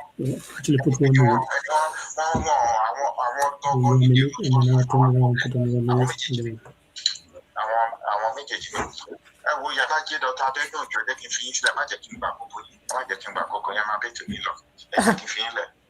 ẹ ṣe gan. àwọn méjèèjì àwọn ìyá méjèèjì ẹni bí ni wọn ó dá yàrá jẹ́ ṣe gan. ẹ ṣeun dádì ẹ pẹ́ fún wa láṣẹ Èdùmàrè adúpẹ́ o ẹ kú gbogbo gbàsà àdìjọ ní ètò ní o bí mo ṣe máa ń sọ fún yín bàbá wa ẹ bá mi gbé gbòòsà fún bàbá wa tí wọ́n pè wọlé mo kí ìyá wa Dr. Mrs. Adébùkọ́lá Fúnmikọ́lá ẹ ṣé gan ni o I love you so much ẹ ṣé mà ẹ bá kí gbogbo lé ìyá wa Títí Aláyọ̀ 2434 ẹ káàbọ̀ mọ́ mi ẹ bá kí gbogbo lé ẹ kú gbogbo gbàmà òun láti gbọ́ yìí o àní pẹ́ mú ètò yìí wá sí ìparí mọ́ torí tí ẹ bá wò bàbá ẹgbẹ́ ìyàn Dr. Moses Abiodun Ojo bí wọ́n ṣe kúrò níbi iṣẹ́ ni wọ́n darapọ̀ mọ́ wa gẹ́lẹ́ yàn ẹ máa ti rí i pé bí wọ́n ṣe ń sọ̀rọ̀ pẹ̀lú ìtara bó ṣe ń ká wọn lára òun ni wọ́n ṣe ń sọ màá fi eléyìí àwọn nǹkan míì tí mo fẹ́ sọ màá fi sílẹ̀ fún ọjọ́ mi ọjọ́ rẹ̀ nípa torí a gbọ́ pé alàgbà Bishop Adésínà wọn a gbọ́ pé wọn ò ṣe Yorùbá nation mọ́. Torí ẹ dárúkọ wọn, orúkọ wọn yọ diplomatic passport tí wọ́n fi yàn. Diplomatic passport because these people know what they're doing. Ẹ lọ bẹ́ẹ̀ lọ́wọ́ ẹ̀, òun náà ló fẹ́ bẹ́ẹ̀ rúbà. I mean, this is not going to go away. Oko Yoruba Nation, because all the money Yoruba Nation is dead. I told you since October. That's all from me, sir. Yoruba Nation, there's nothing about Yoruba. These people are all liars. All these other people running around trying to figure out who's going to be leader. A colossal mistake was made with the leadership with transitions. There was no success, no leadership, no succession, no adequate provision was made for succession. That's how you know who, even Ibrahim Traore, almost 37-year-old, he already has succession down up to 10 people behind him. Because he knows what he's trying to battle. He knows exactly the people that he's facing. So, additional Yoruba Nation, kí ni nǹkan tó gbọ́ ní Agodi àwọn SSS. Meanwhile, he was one of those people. I'm not going to let his name go away. We'll stop talking about it. No, he was one of those people that misled Baba Akintoye into the point where of no return. Nígbà tó ti ń gé lọ́wọ́ tó ń bòròkà láti ọ̀rọ̀ Rúbàdé. Ẹ lọ pé ilé Sanmi, èmi àti ilé mi Sanmi à ń sọ̀rọ̀. Gonna ask. Ẹ lọ bí ẹ bàbá yìí lóge, èmi ẹ̀gbọ́n à ń sọ̀rọ̀. So he's now out of Yoruba Nation after he caused a lot of damage for our people. And then make Baba to look like what? Baba bought his. But then don't forget, don't say be on that. See Baba man. You know now what was supposed to say Yoruba Nation man. I will not tell you. She won't say diplomatic passport. Don't rent for the diplomatic passport and say me give me this is people that are lying. They sold lies to Baba Akintoye, but he willingly accepted it, knowing it was a lie. I don't think he knows that. I believe that he knows it was a lie. Because you cannot absolve people of their evil deeds. When people do something, all of a sudden they want to change and say they're no longer. People that are telling the truth must always expose this falsehood.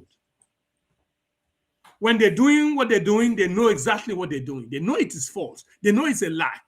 Tá bá sọ́nsìn, àwọn tó kù lẹ́yìn tó tún máa parọ́ táwọn yẹn jẹ́. Àwọn kan ṣe lọ́wọ́lọ́wọ́ báyìí. Tán gbowó lọ́wọ́, tán fi ọmọ Yorùbá, tán forí àwọn èèyàn gbà parọ́.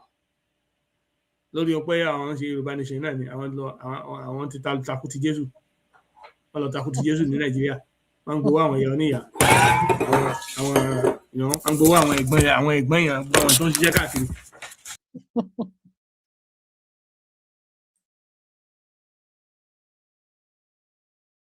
Àgbọ̀yìn mọ́sà o. Ẹ má bínú jàre. Gbogbo ọwọ́ mi tẹ mute button yẹn ni. Yes.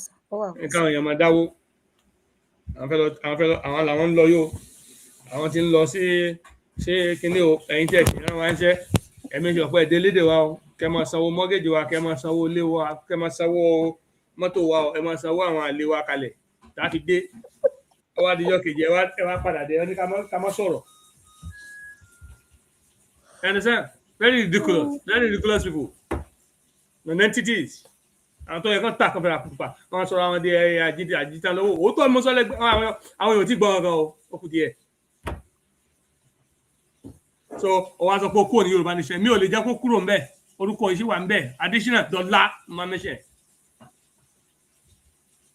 These are the people that destroy the good intentions of some of us.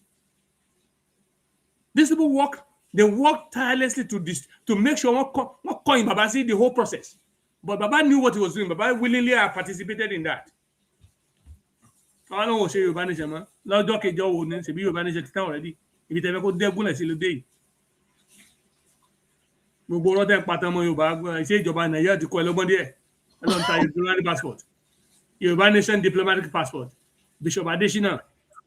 Yoruba Nation Ruba, Bishop Adesina. I'm not going to let that go. That's not going to go away. You cannot just turn around and say you are now born again. You're not born again. You're born against.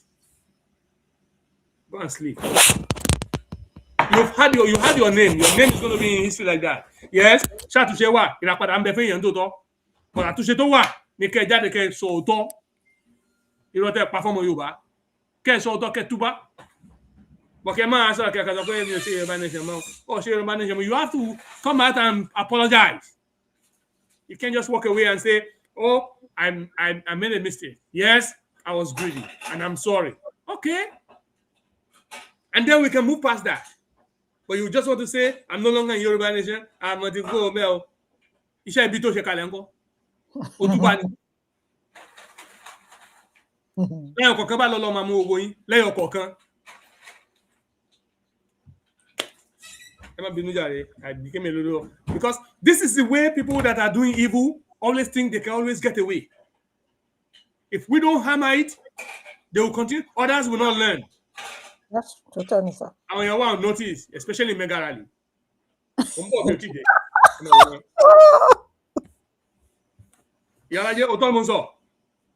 these are the same people like Bishop Adesina. History, but I'm not talking about it back at 2 or 1 so. Irọ́ tẹ́ ń pa yẹn because bàtẹ́ ń pa yìí ẹ mọ̀ àkànlọ́ta tó bá ń sòótọ́ ẹ wà ní ìdọ́jọ́ ọ̀la kẹ́ yí padà mi ò lè gbà yín láàyè Ọlọ́run tó wá fún mi ní orí ọ̀fẹ́ platform yìí ẹ ti rógo.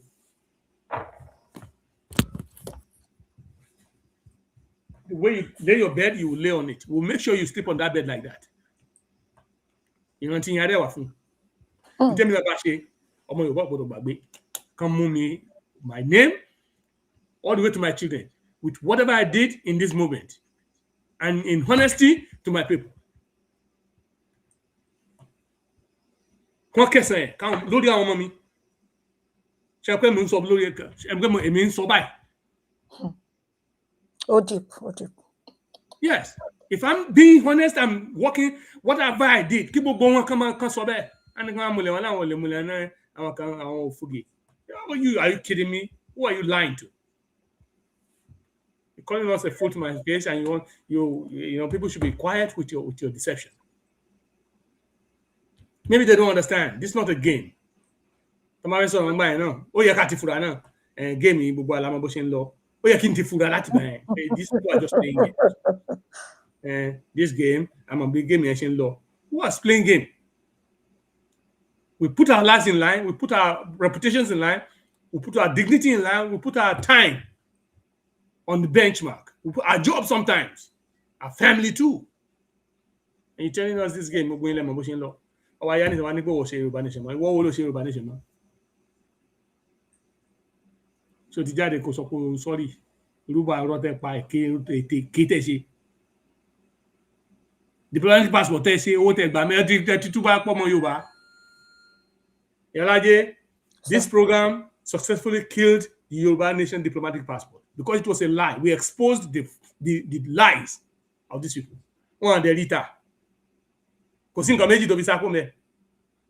Because they cannot stand the truth. This is what is killing them.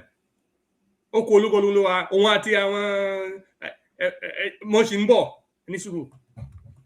will be forced to come out and tell the truth of what they are really doing.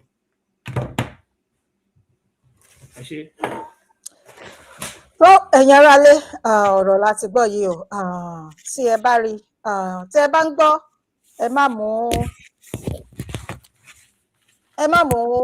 ẹ má bínú ẹ dẹ̀ má mú Dr.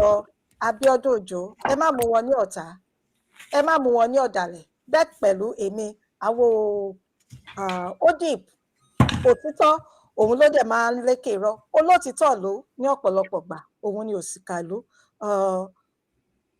ṣùgbọ́n Yorùbá lọ wọ́n bọ̀ wọ́n ní bí irọ́ bá lọ fógún ọdún ọjọ́ kan òtítọ́ máa lékè ẹ máa rí i pé bó ṣe ń ká wọn lára bó ṣe ń ká àwọn ni wọ́n mọ̀ nǹkan tí wọ́n rí àwọn ni wọ́n mọ̀ nǹkan tó ju wọn rí àwọn ni wọ́n mọ̀ nǹkan tí wọ́n mọ̀ tí wọ́n fi ń sọ tí kì í bá ṣe pé wọ́n ń tijú Ọlọ́run gan ni wọ́n ń tijú mi Ọlọ́run mọ̀ ń gbọ́ wọ́n máa sọ jù báyìí lọ. Ṣùgbọ́n mo dúpẹ́ sà, mo dúpẹ́ bàbá mi, ẹ ṣé gan ni. Ọlọ́run á pọ́n yín lé sà. Ṣe pé ẹ mọ̀ ìgbà mi náà wà tó pé ọmọdé náà láti ó yẹ kó fọgbọ́n ṣe. I thank God for the measure and the pé jẹ́jẹ́ mi ra ọ̀tẹ̀ máa ń iná ó yẹ kí náà léèyàn tó ń gbọ́rọ̀ sí lẹ́nu. Ẹ ṣé sà. Ẹ ṣé o. Ẹ ṣeun gan ni. Iná ò ní bàjẹ́ lágbára Ọlọ́run ní ṣíṣe. Àmín o, àmín. Iná ò ní ẹni tójú lẹ̀ mọ́lẹ̀ lágbára Ẹ̀dùn àlè. Àmín, àmín Jésù, àmín, àmín àtẹ̀yìn náà sà. Ẹ ṣé gan ni. Kò tún sí nǹkan, mi ò fẹ́ ṣe àtúnwí asán mọ́ torí pé kò sí nǹkan tá a tún fẹ́ sọ mọ́. Bàbá wa tí wọ́n pè wọlé, a dúpẹ́ tí ẹ bá wa dá sí. Ẹ ní dánìkan ṣeré ayé. A ní rí jù báyìí lọ ní ti alẹ́ yìí. Tó bá yẹ pé nǹkan kan tún wà tí ẹ fẹ́ sọ sàkà tó dágbére fún àwọn aráalé. Ọ̀rọ̀ pọ̀ tá a bá sọ ṣùgbọ́n a fẹ́ dáhùn èèyàn wa lágara. A sùn sórí ti dọjọ́ ọ̀la. Ẹ ṣé. Mo dúpẹ́ lọ́wọ́ gbogbo ilé. Mo dúpẹ́ lọ́wọ́ gbogbo yín. Àwọn tí ọ̀rọ̀ ń bá bínú díẹ̀ bẹ́ẹ̀ nítorí mo ṣe fi tara sọ ẹ má bínú o. Ní nǹkan tí ajá rí kó tó mọ gbó. Àwọn anyway Ọlọ́run ń bẹ Ọlọ́run máa jẹ́. Ẹ gbà mí bí pẹ̀lú àlébù mi kẹ dárí mi bá ti bóyá mo ṣe ọ̀rọ̀ sọ àbí mi ò sọ bó ṣe tọ́. Kì í ṣe pé mo fi ṣe ẹ̀tàn, mo fi nǹkan kan ṣe ẹ̀tàn, òótọ́ ní gbogbo ohun tí mo sọ pátápátá láìkú ẹyọ kan. Ṣùgbọ́n tó bá bọ́ sí àpọ̀bínú ẹ foríjì mi. Ibi tátúnṣe bá ti yẹ àtèmi àtẹ̀yìn kájọ ṣe. Títí ìjọ méje títí ìgbà tá ó pàdé mi tí mo gbà kó tá ó pàdé ṣùgbọ́n ọ̀rọ̀ ṣì ń bọ̀ ni. Lágbára Ọlọ́run ìṣẹ̀lẹ̀ ayọ̀ tó ń ṣẹlẹ̀ lórílẹ̀-èdè ní orílẹ̀-èdè Benin Republic ó ń dùn èmi nínú, inú mi ń dùn. Mo sì ń gba àdúrà. Ìgbà tí mo ti gbọ́ pé Tinubu fẹ́ try àti fọ́ ikú yẹn ló wò pé Ọlọ́run kí ló tún dé. Now because Tinubu ó ń gbọ́dọ̀ sí French government president yẹn nu wọ́n á rí pé wọ́n fẹ́ kó ECOWAS àmì wá sí kíní àwọn àmì kíní àti yàrá ìbá pé àwọn ò tiẹ̀ wá gbà mọ́. This is the latest news now. Now a section of the army have joined the coup against the president because France is trying to get Nigeria to bring ECOWAS military into their country. This is a sovereign nation for crying out loud. Do you understand? Why is Tinubu meddling in the internal affairs of Benin Republic? Mo sọ pé bí Ọlọ́run ti ń bẹ tí ẹ̀mí ń bẹ láàyè èmi òjò mo dúró lónìí nínú òtítọ́ àti nínú òdodo àti nínú ìgbàgbọ́ pé Ọlọ́run òdodo ni mo sìn. Ìjọba Tinubu máa fall. It will fall not by political, it will be by coup, military coup. Lágbára Jésù. Ẹ ṣé o. Títí a pàdé lágbára Ọlọ́run ire àtayọ̀ á jẹ́ ìpín gbogbo wa. Ẹ ṣeun. Ẹ má bínú lẹ́ẹ̀kan sí. Ẹ má bínú ẹgbàá mi mo ṣe. Ó dára. Ẹ ṣé gan fún wa lórí ìkúnlẹ̀ ẹ ṣé gan ẹ ṣeun gan ni sà. Ẹ kú dìde ẹ bá mi kí gbogbo lé sà. Ẹ̀yin aráalé à ní rí jù báyìí lọ. Ẹ ṣé lọ́pọ̀lọpọ̀. Ó dòwúrọ̀.